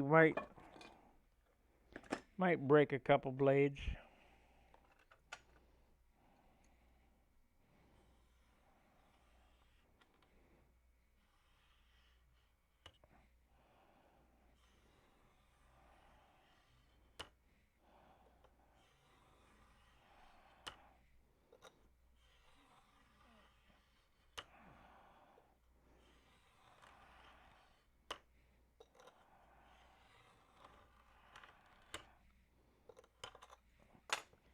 That's one.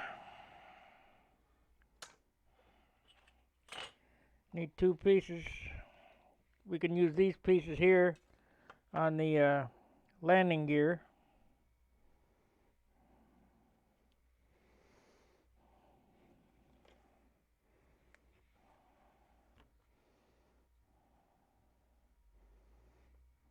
Got this. I'm listening to Andrew Coma. Got to be the dumbest guy I've ever heard.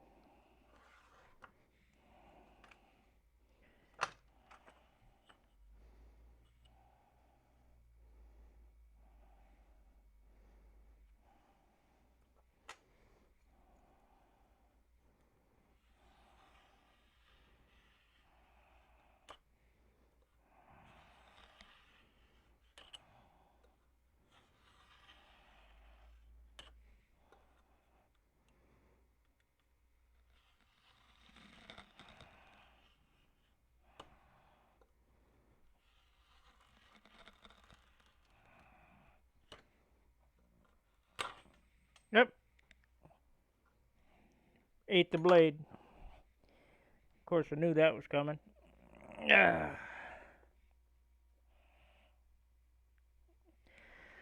That's the only real bad thing about these surgical blades. You can't put any pressure on them. They'll cut skin real good.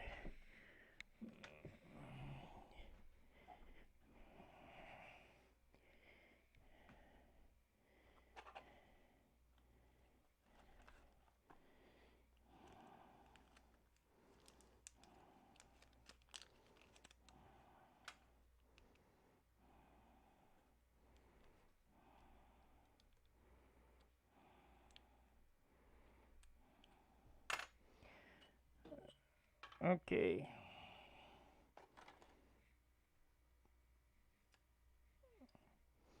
All right, let's cut the length of it with our OSHA approved jigsaw.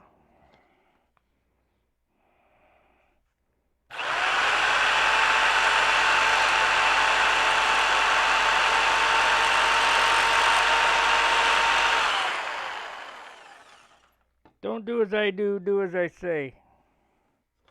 I'm sure you heard that from your parents.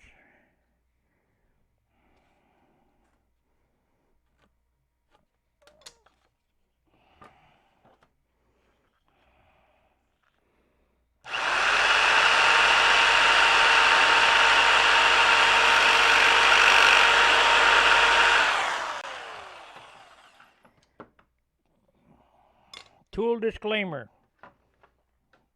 The usage of these tools is done by a professional. Do it at your own risk.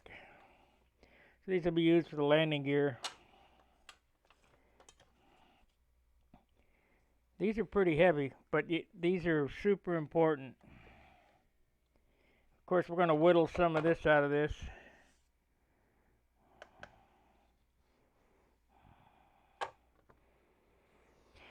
About a half an ounce, so we're going to add a half ounce to it, but you got to have them.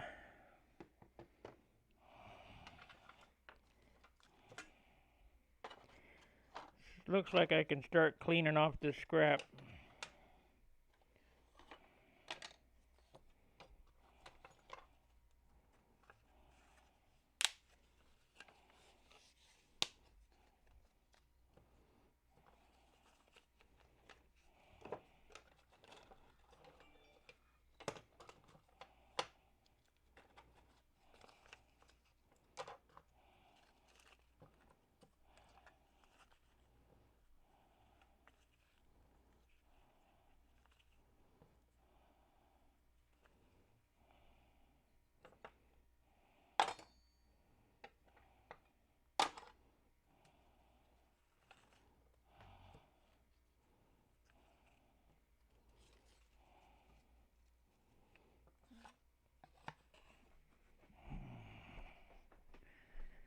Oh boy.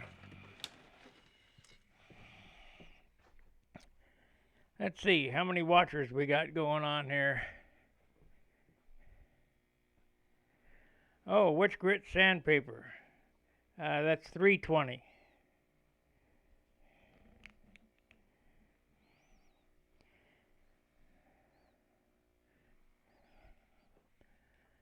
Okay. Let me see here. Make sure to like, subscribe, and share. Hit that super chat if you can afford to amongst this, if you still got your job. We got 11 viewers. I guess you guys like to watch me do this. Let me get that over there. Okay. So now we'll bring this back. We're going to put in the compression spar.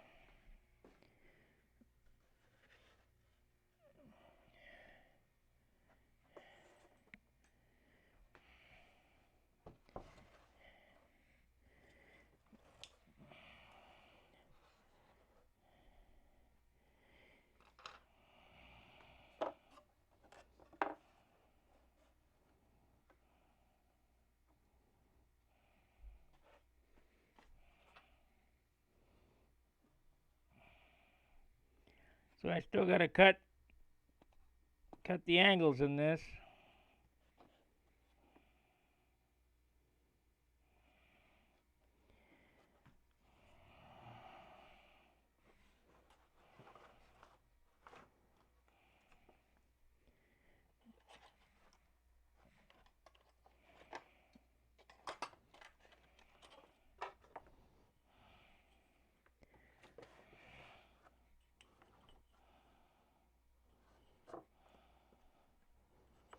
See, if I had more room, I could move this stuff and move around easier, and I wouldn't have to keep moving stuff around.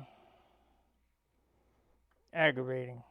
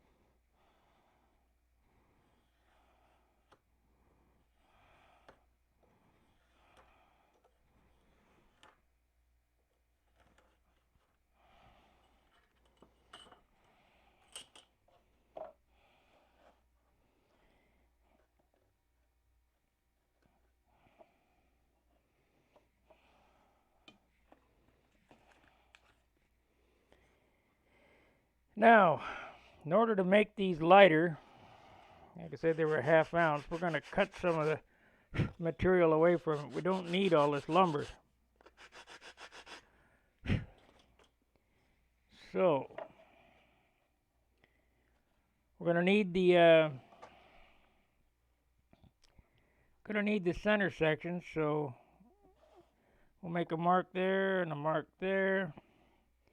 I don't need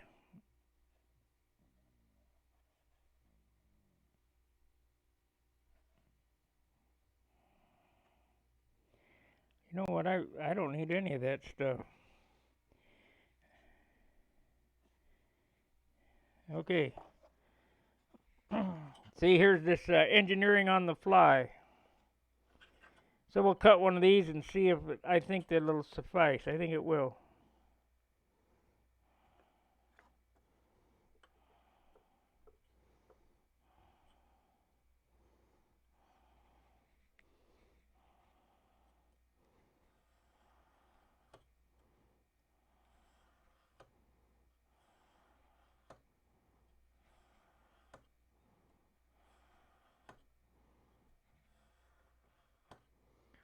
So we'll see the difference in weight between the two and see how much I saved.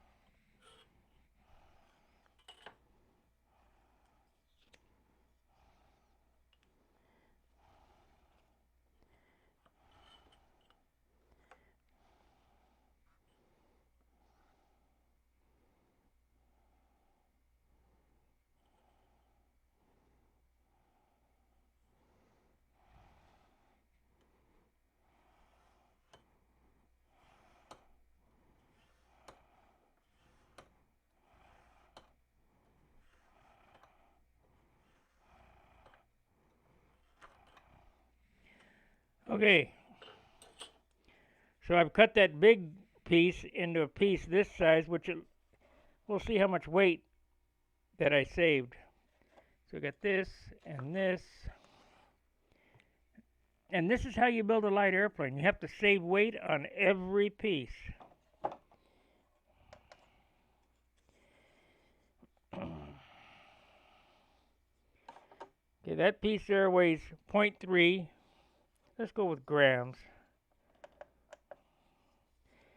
This piece weighs 9 grams, and this piece weighs 5 grams.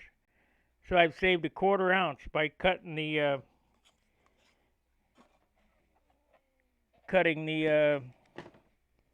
compression spar into something more manageable.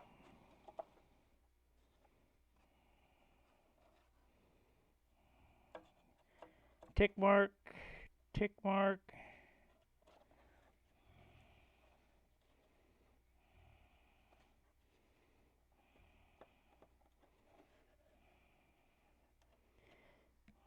Let's see here. I'm going to use the knife.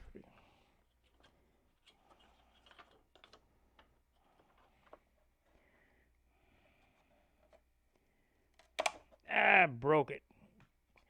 Man.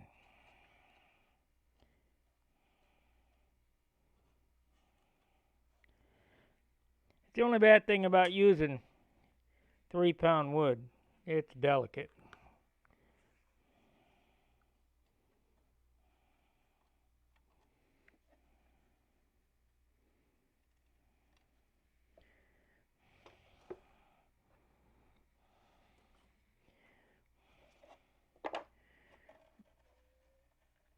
So you're going to relieve this 1/8 of an inch.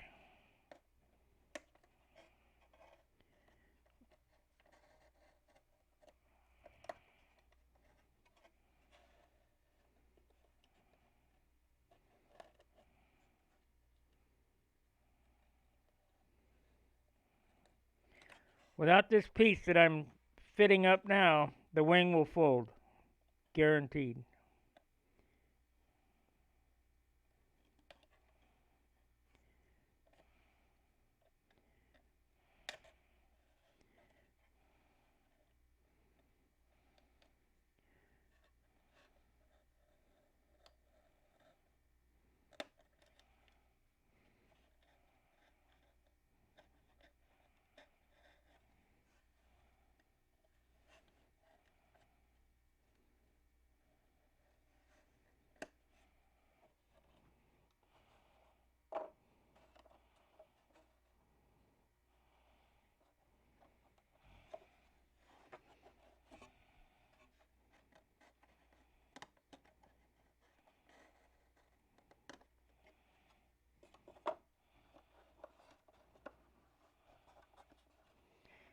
You have to make sure that it's down flush with the ribs, so keep cutting, trimming, and fitting. You don't want bulging out the sheeting.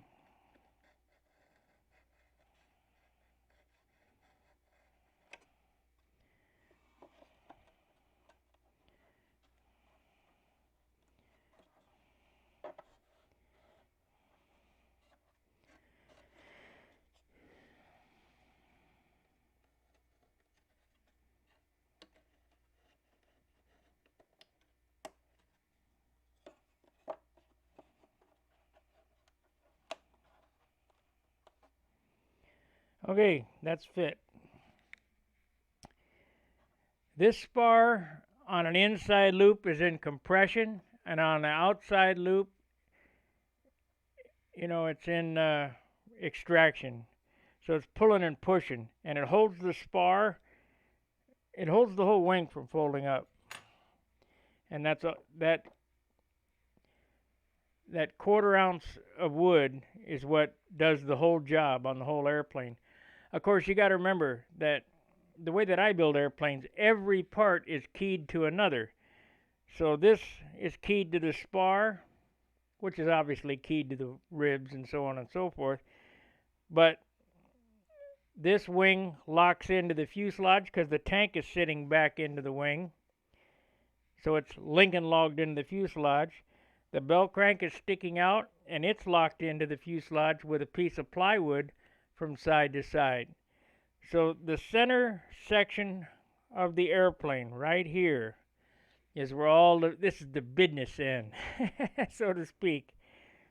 You got to make sure that the heart of the aircraft, is locked together.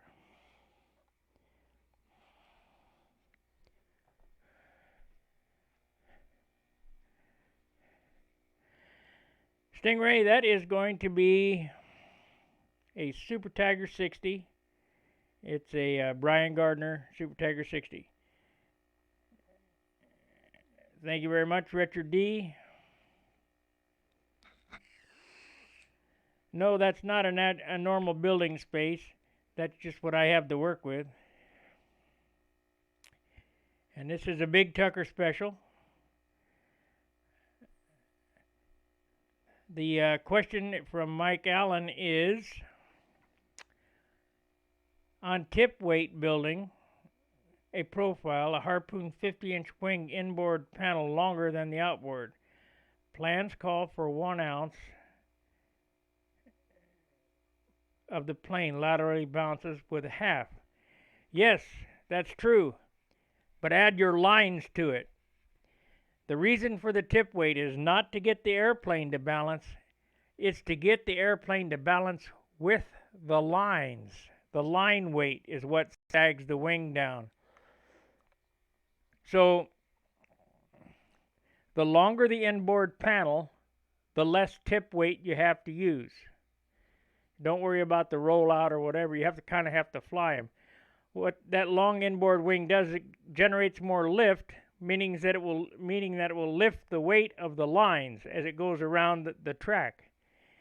So this is basically, as I've explained several times, like a sprint car building stagger, pitch, and wedge into the chassis. So we're running on the left turn. So instead of having the right turn, the right front wheel bigger than the inboard wheel, we have the inboard wing longer than the outboard because we're tethered and a sprint car is not. So the gravitational pull is on the lines, whereas on a sprint car, there's nothing to tether it to, so they have to counteract for the gravity. So they use the bigger wheel on the outside. We're using the bigger wing to generate more lift to use less weight, and weight is a killer in model aircraft. So what I would do, Stingray, or no, Richard, is go ahead and put 1 ounce in it and fly it. And if you make a hard corner and it drops the outboard wing, take a 1/4 ounce out. So now you have 3/4 of an ounce. Fly it again. Make a hard turn on the square loop or a reverse wing over, and see if it drops the outboard wing. If it does, you got too much tip weight. If it doesn't, add some more. It's a fine balance.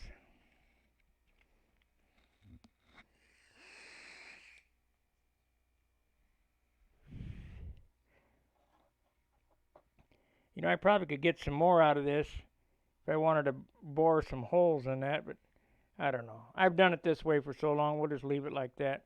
So let's cut the other one.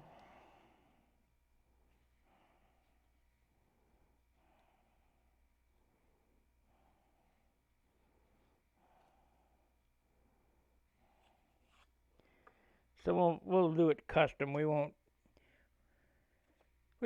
copy one to the next. We'll do it custom. Top.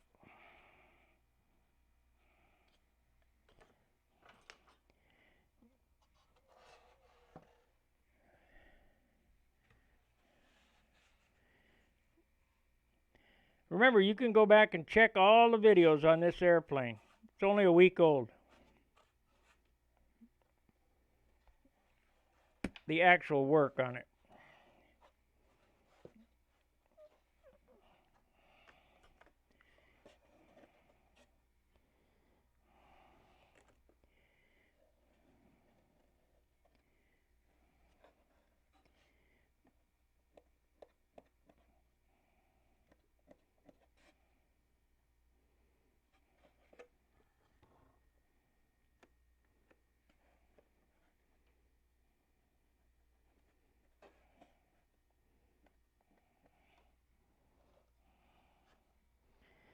Okay, so let's cut up another compression spar and fit that one, and then I'll cut the sheeting, and then we'll cut the landing gear holes.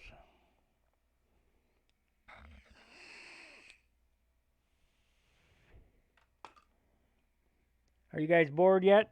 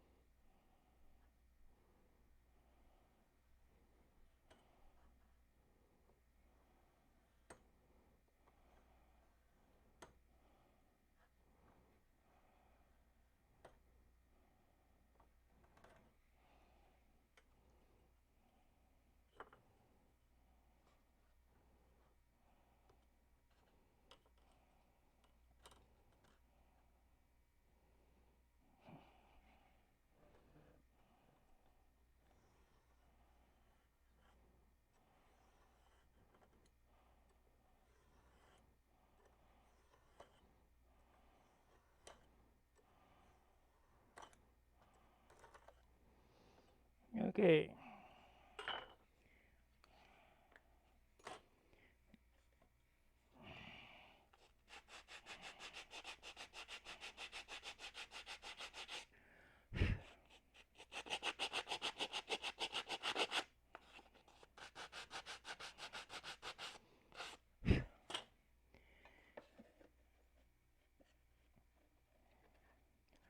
Perfect.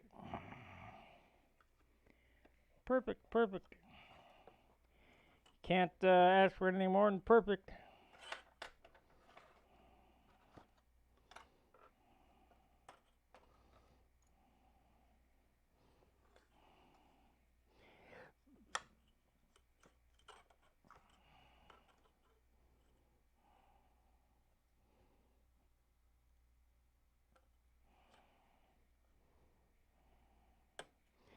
I'm gonna have to change blades. I think this one's getting dull.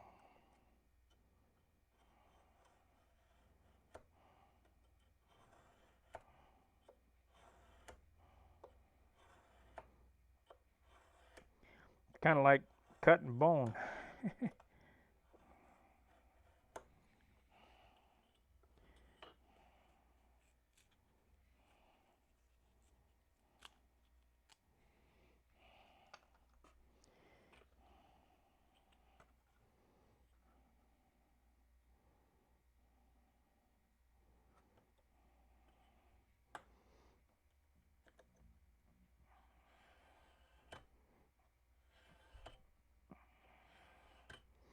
I think we'll do wingtips next.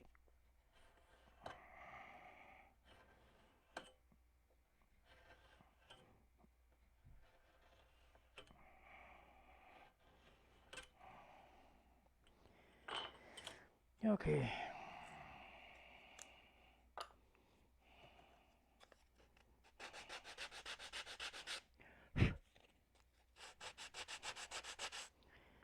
Not any.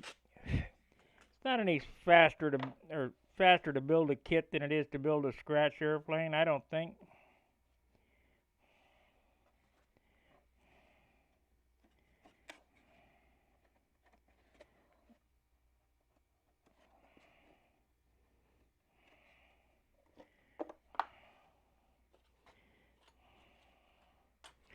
Let's do it the easy way. Cut it with a saw so I don't break it.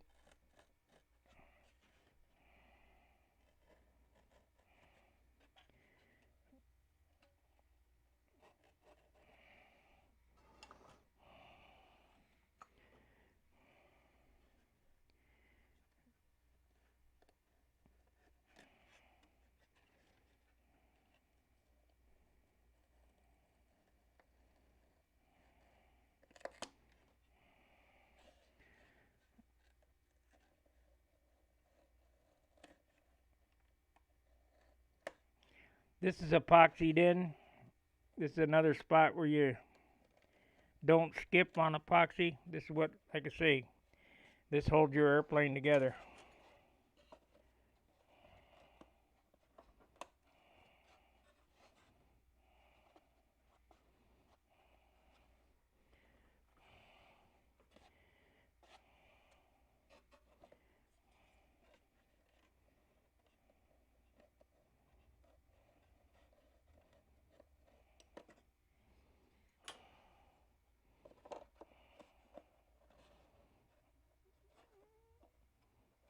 There you go. So, let's see what the wing weighs now. Keep weighing it.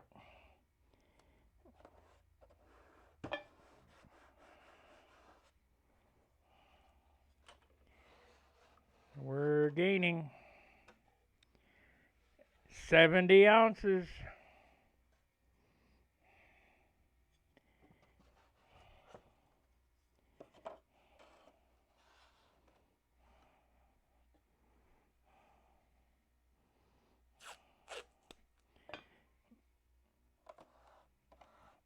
So here's the bell crank I'm going to use. It's the only one I have. Otherwise, I'd be using one of the Steve Wilk 7-gram carbon fiber bell cranks. But I've got all this stuff. Might as well use it up.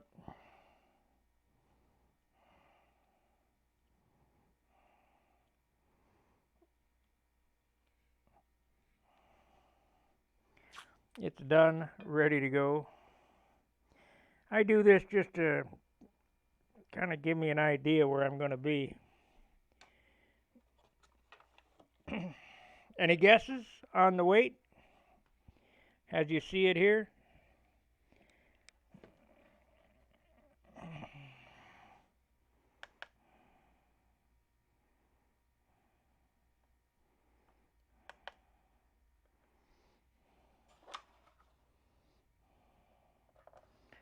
$70 ounces.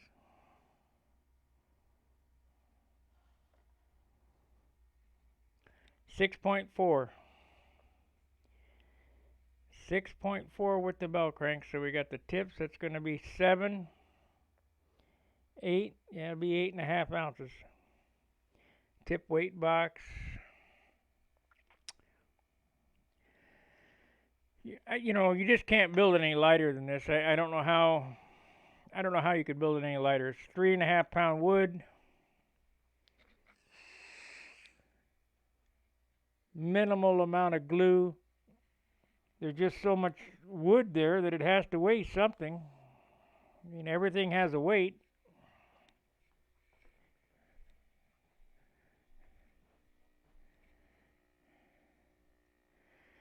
Well, that's good, Alan. Mike, I'm glad you like that.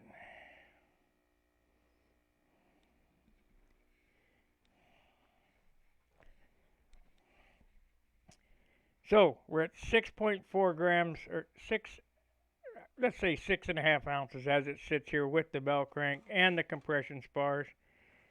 We still have the sheeting to go in the center. This piece here represents, well, it won't even get all of it. I'm going to have to pick some of my good sheeting stuff. I guess we could do sheeting now.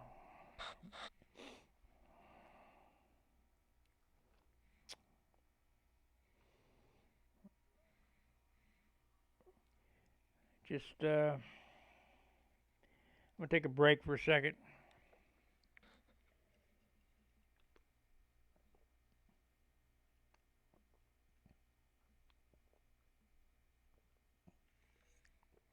Uh, 2 hours 15 minutes. 7.35. No, Tom, it's 6.5.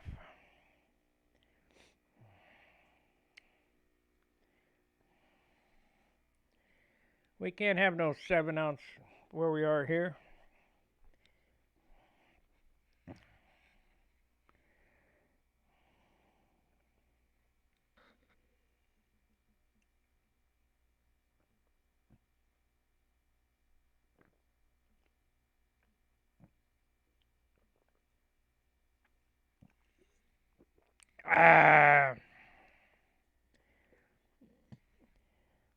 Hope Dr. Pepper protects me from the crud.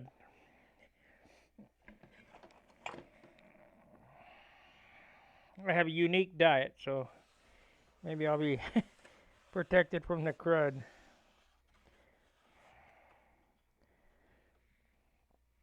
Okay.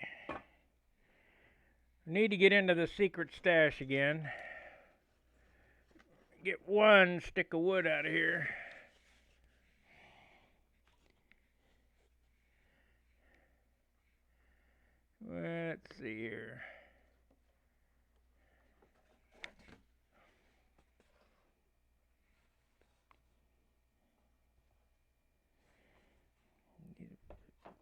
17 or 13, 15.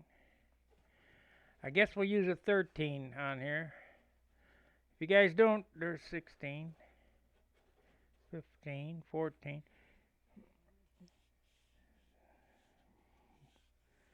Okay, we're going to use 13 gram wood for the center section.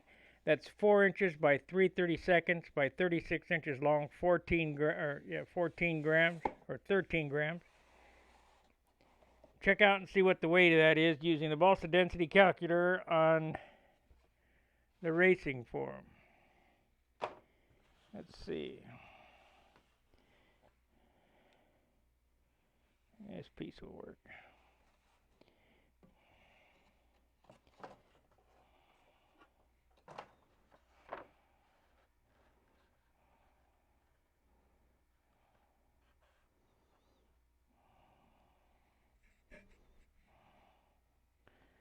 So,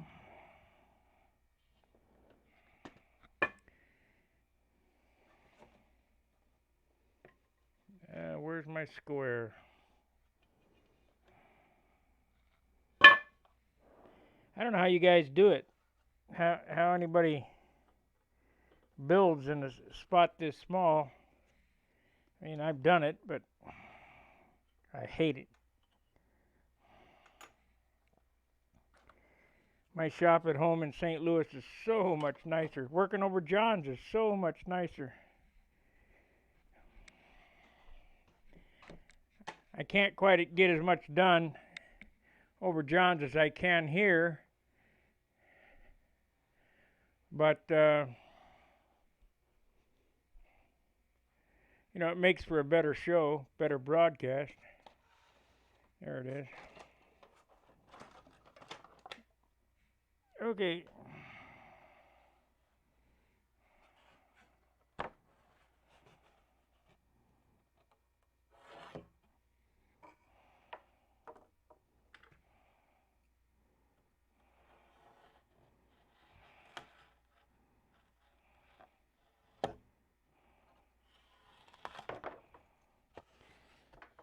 Don't do as I do, do as I say.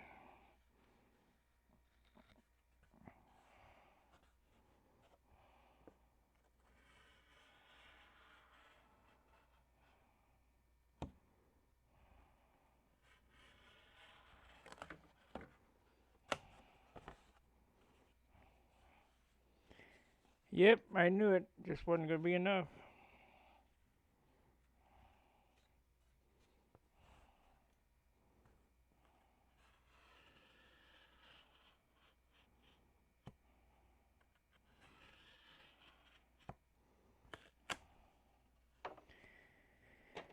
Okay.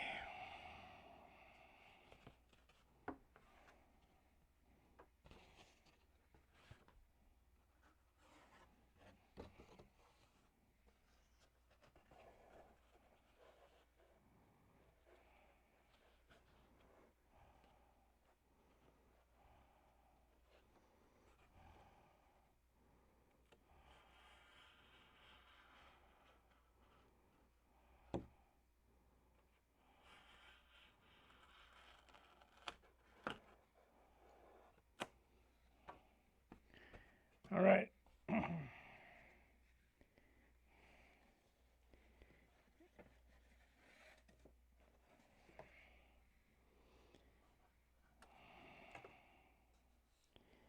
Okay, we got 4 pieces. Need to join them together. This is for the center sheeting.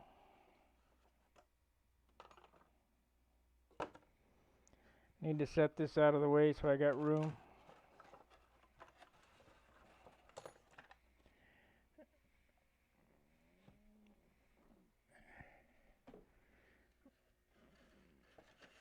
Yeah, we'll get this wing all done today.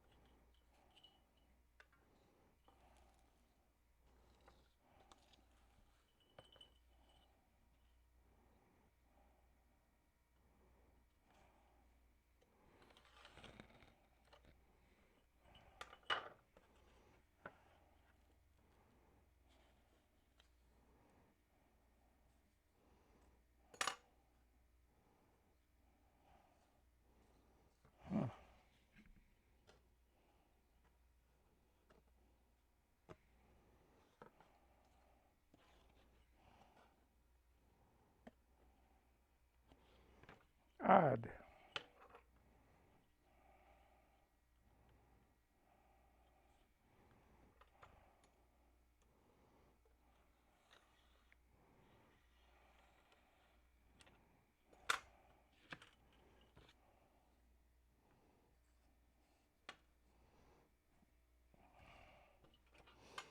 Want to make sure those joints are good.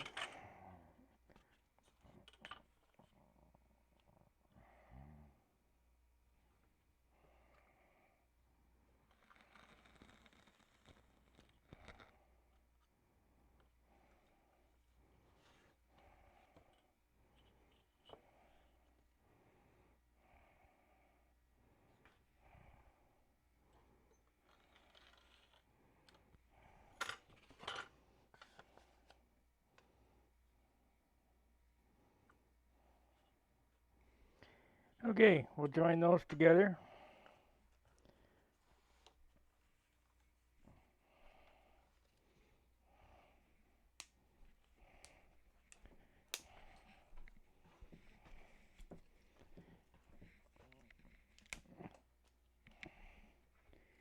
Come on.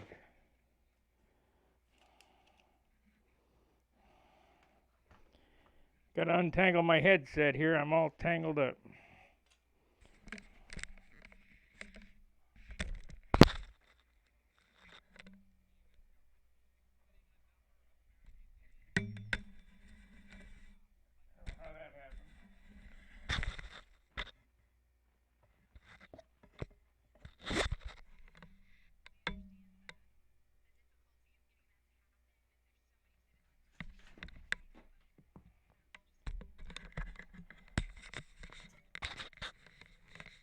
Like I've been wound around the corner.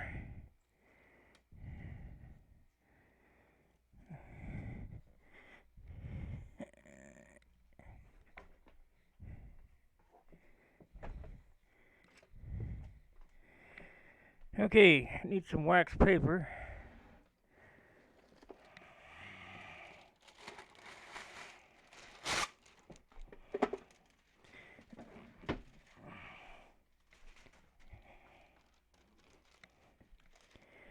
Howdy Modi.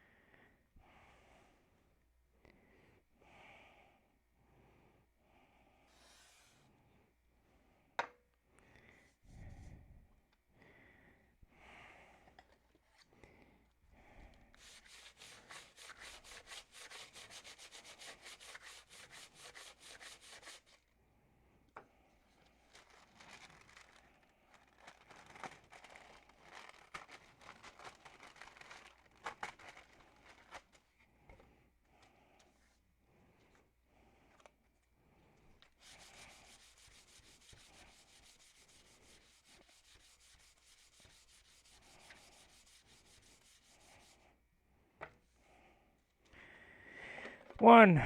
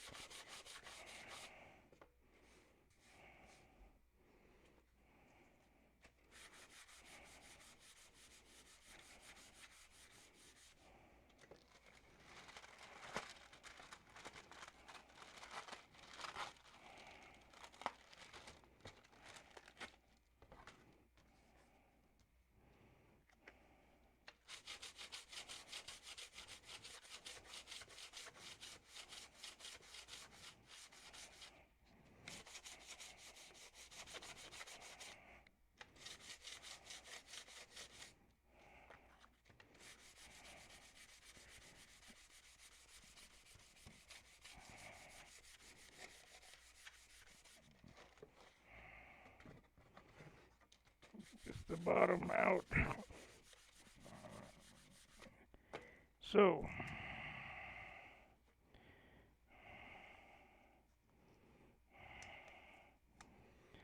B I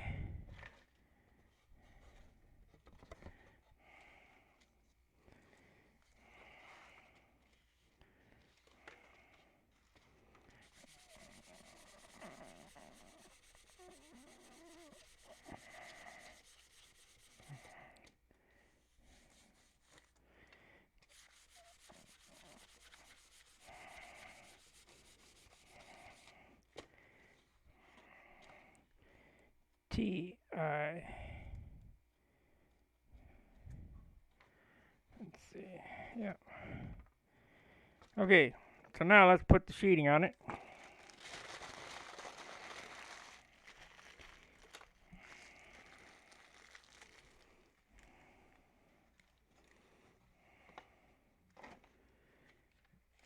Now you can't glue the sheeting on. The sheeting doesn't go on until after the controls are installed, but at least we get it made. Then we'll go move to the wingtips.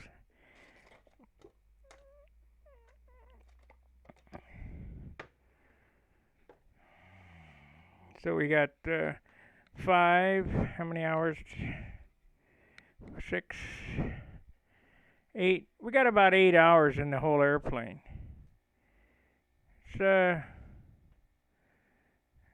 not a lot.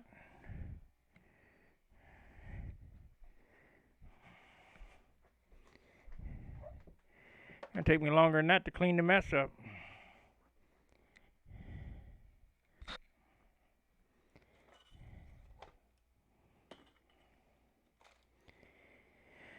Okay.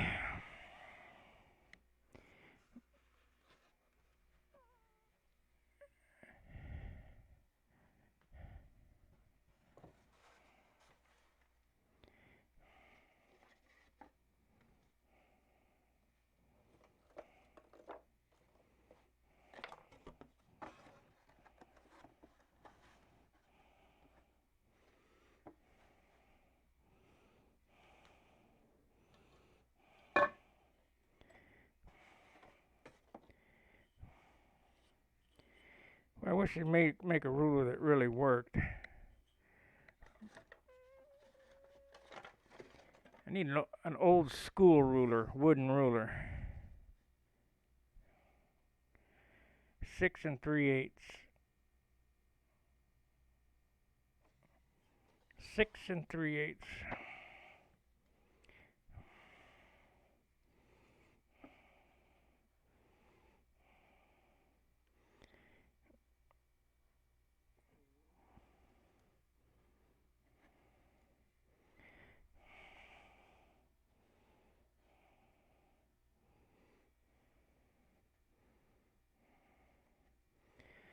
Now, I'm just trimming it off. It's not going to be cut to shape on the first, cut the size on this first go round, and I'll show you how to get it to the perfect fit. So,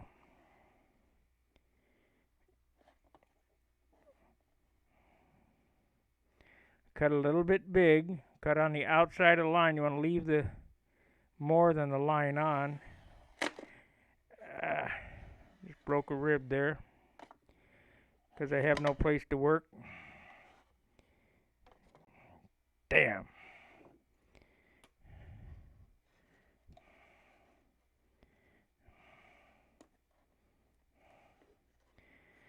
Yeah, great. I can't do that again.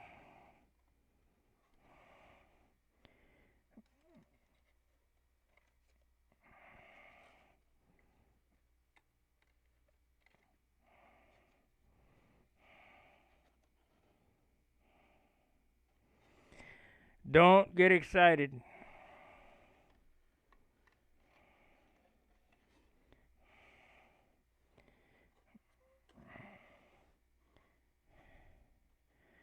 We just won't do that again.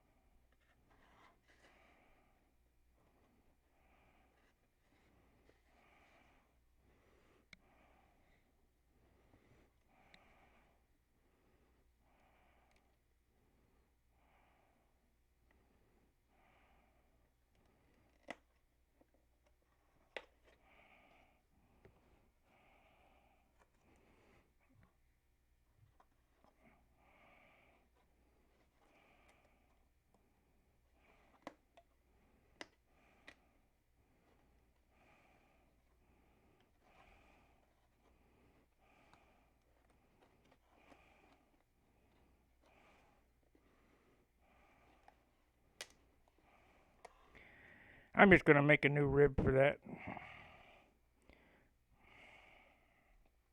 Damn.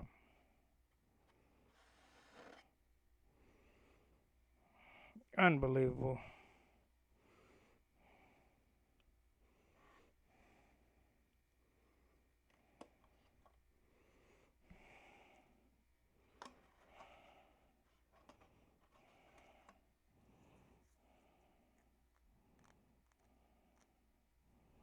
There we go. Never mind.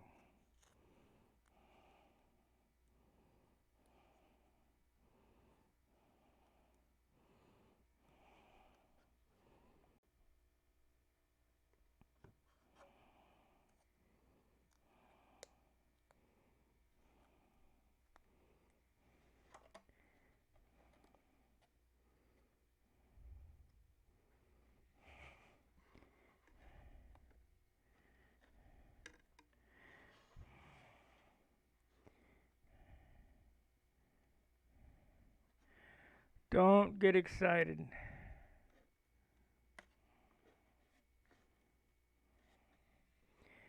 So I threw that stick out.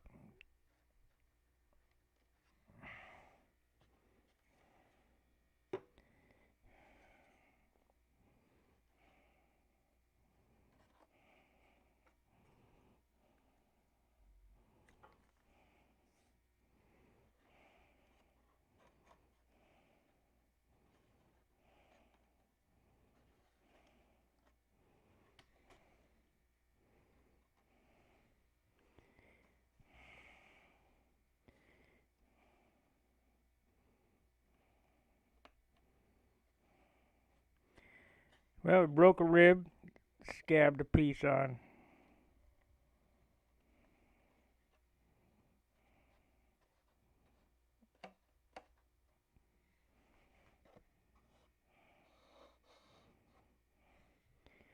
Okay.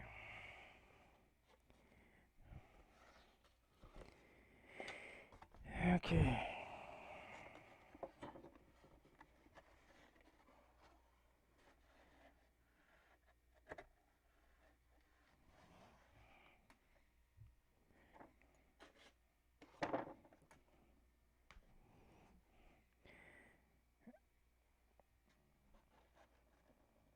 I must be getting tired.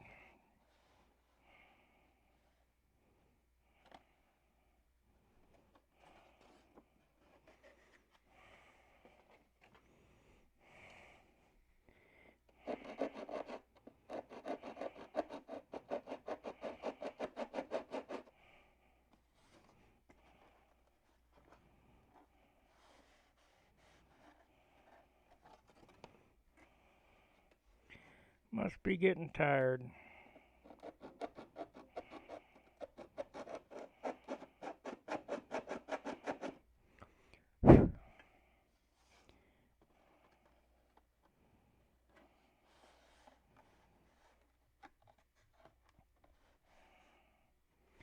Okay, that'll work.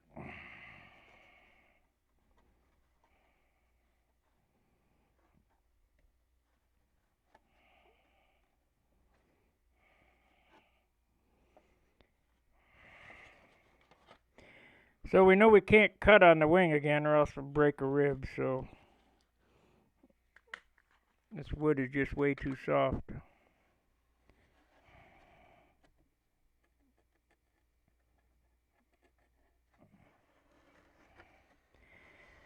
Okay.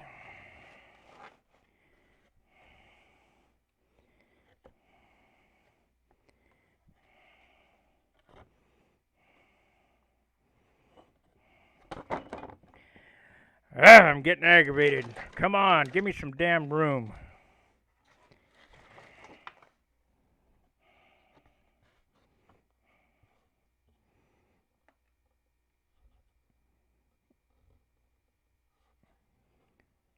Just not used to working in the closet.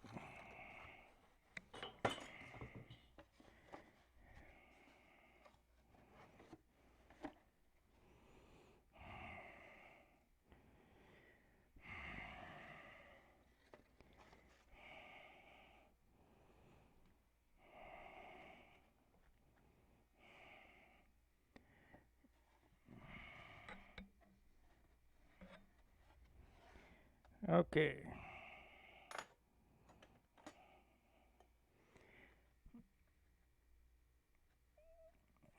Tick mark.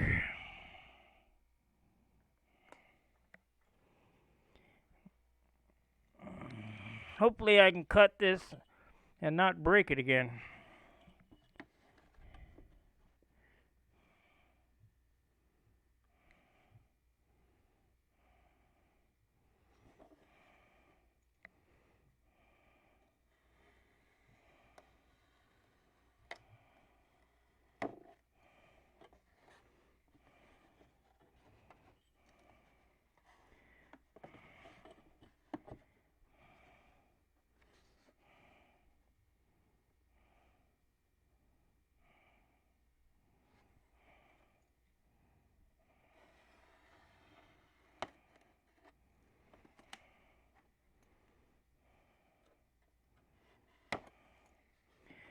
And that's how you get a perfect joint, less breaking the rib.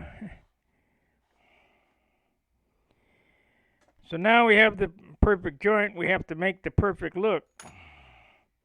So how do you do that? Well, we're going to turn it over.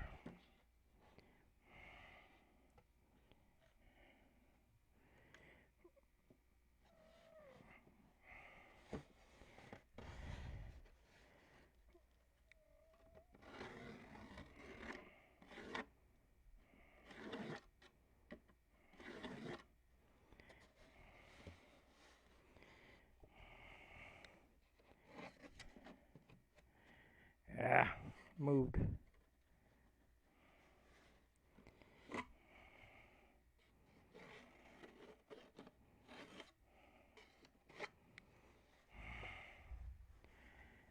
Okay.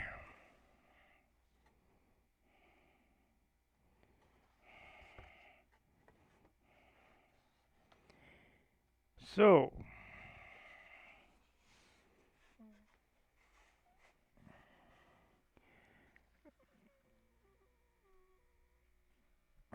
I need my circle template where I got no idea where it went to.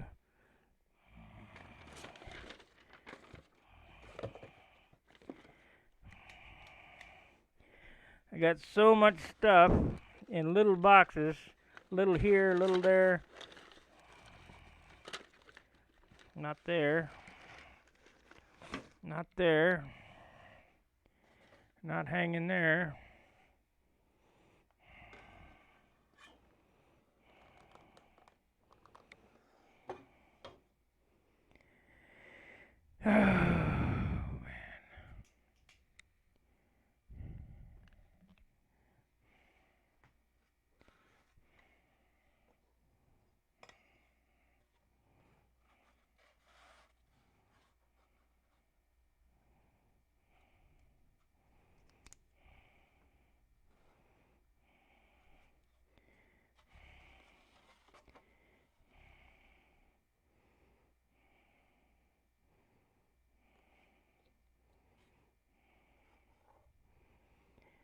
Can't find my circle template, so we'll use the next best thing.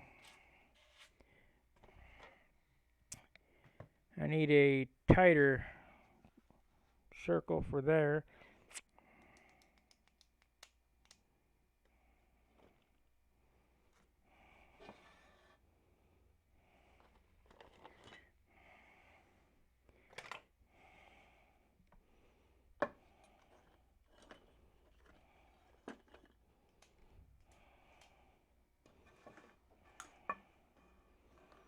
Hmm.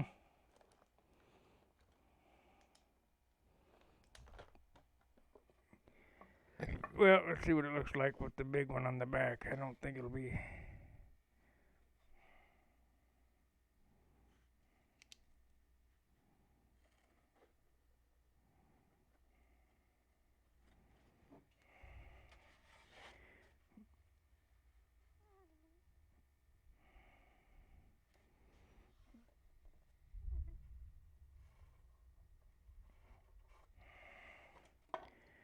Okay, we'll try that. If it doesn't look good, I'll make smaller circles.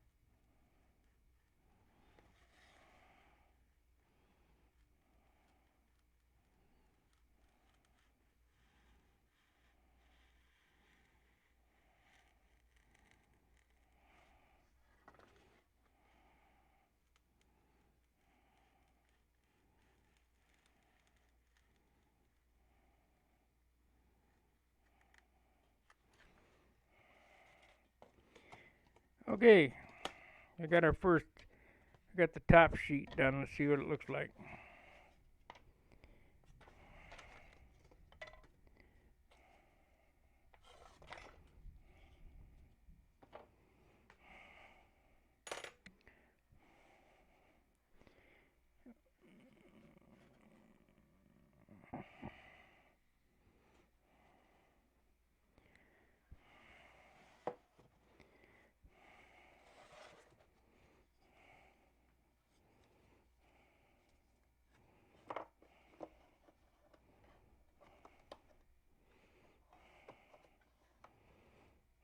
Got to cut that back. I've made it too tall now.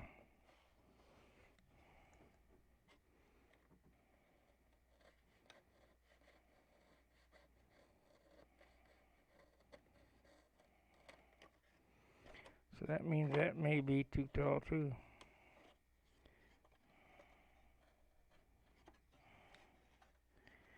So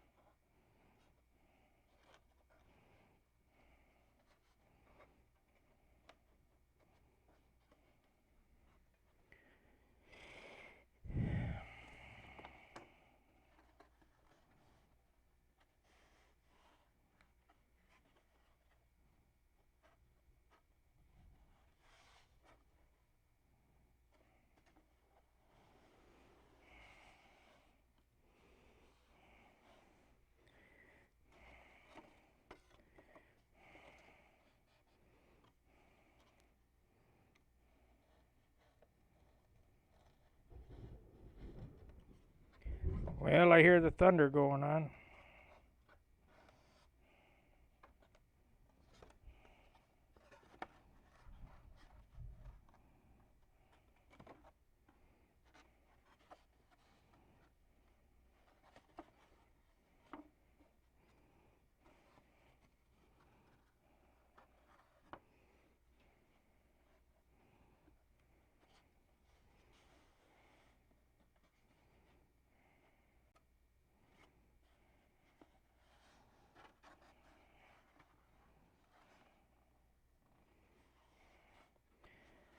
Okay, there it is.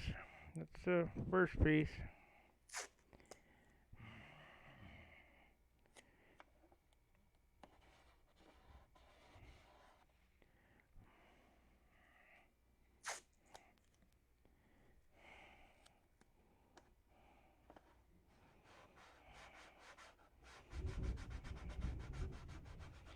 Well, we got big time lightning going on out there, lightning and thunder. 70 ounces. Okay. 3 hours. We're coming up on 3 hours. I think I'm going to shut it off.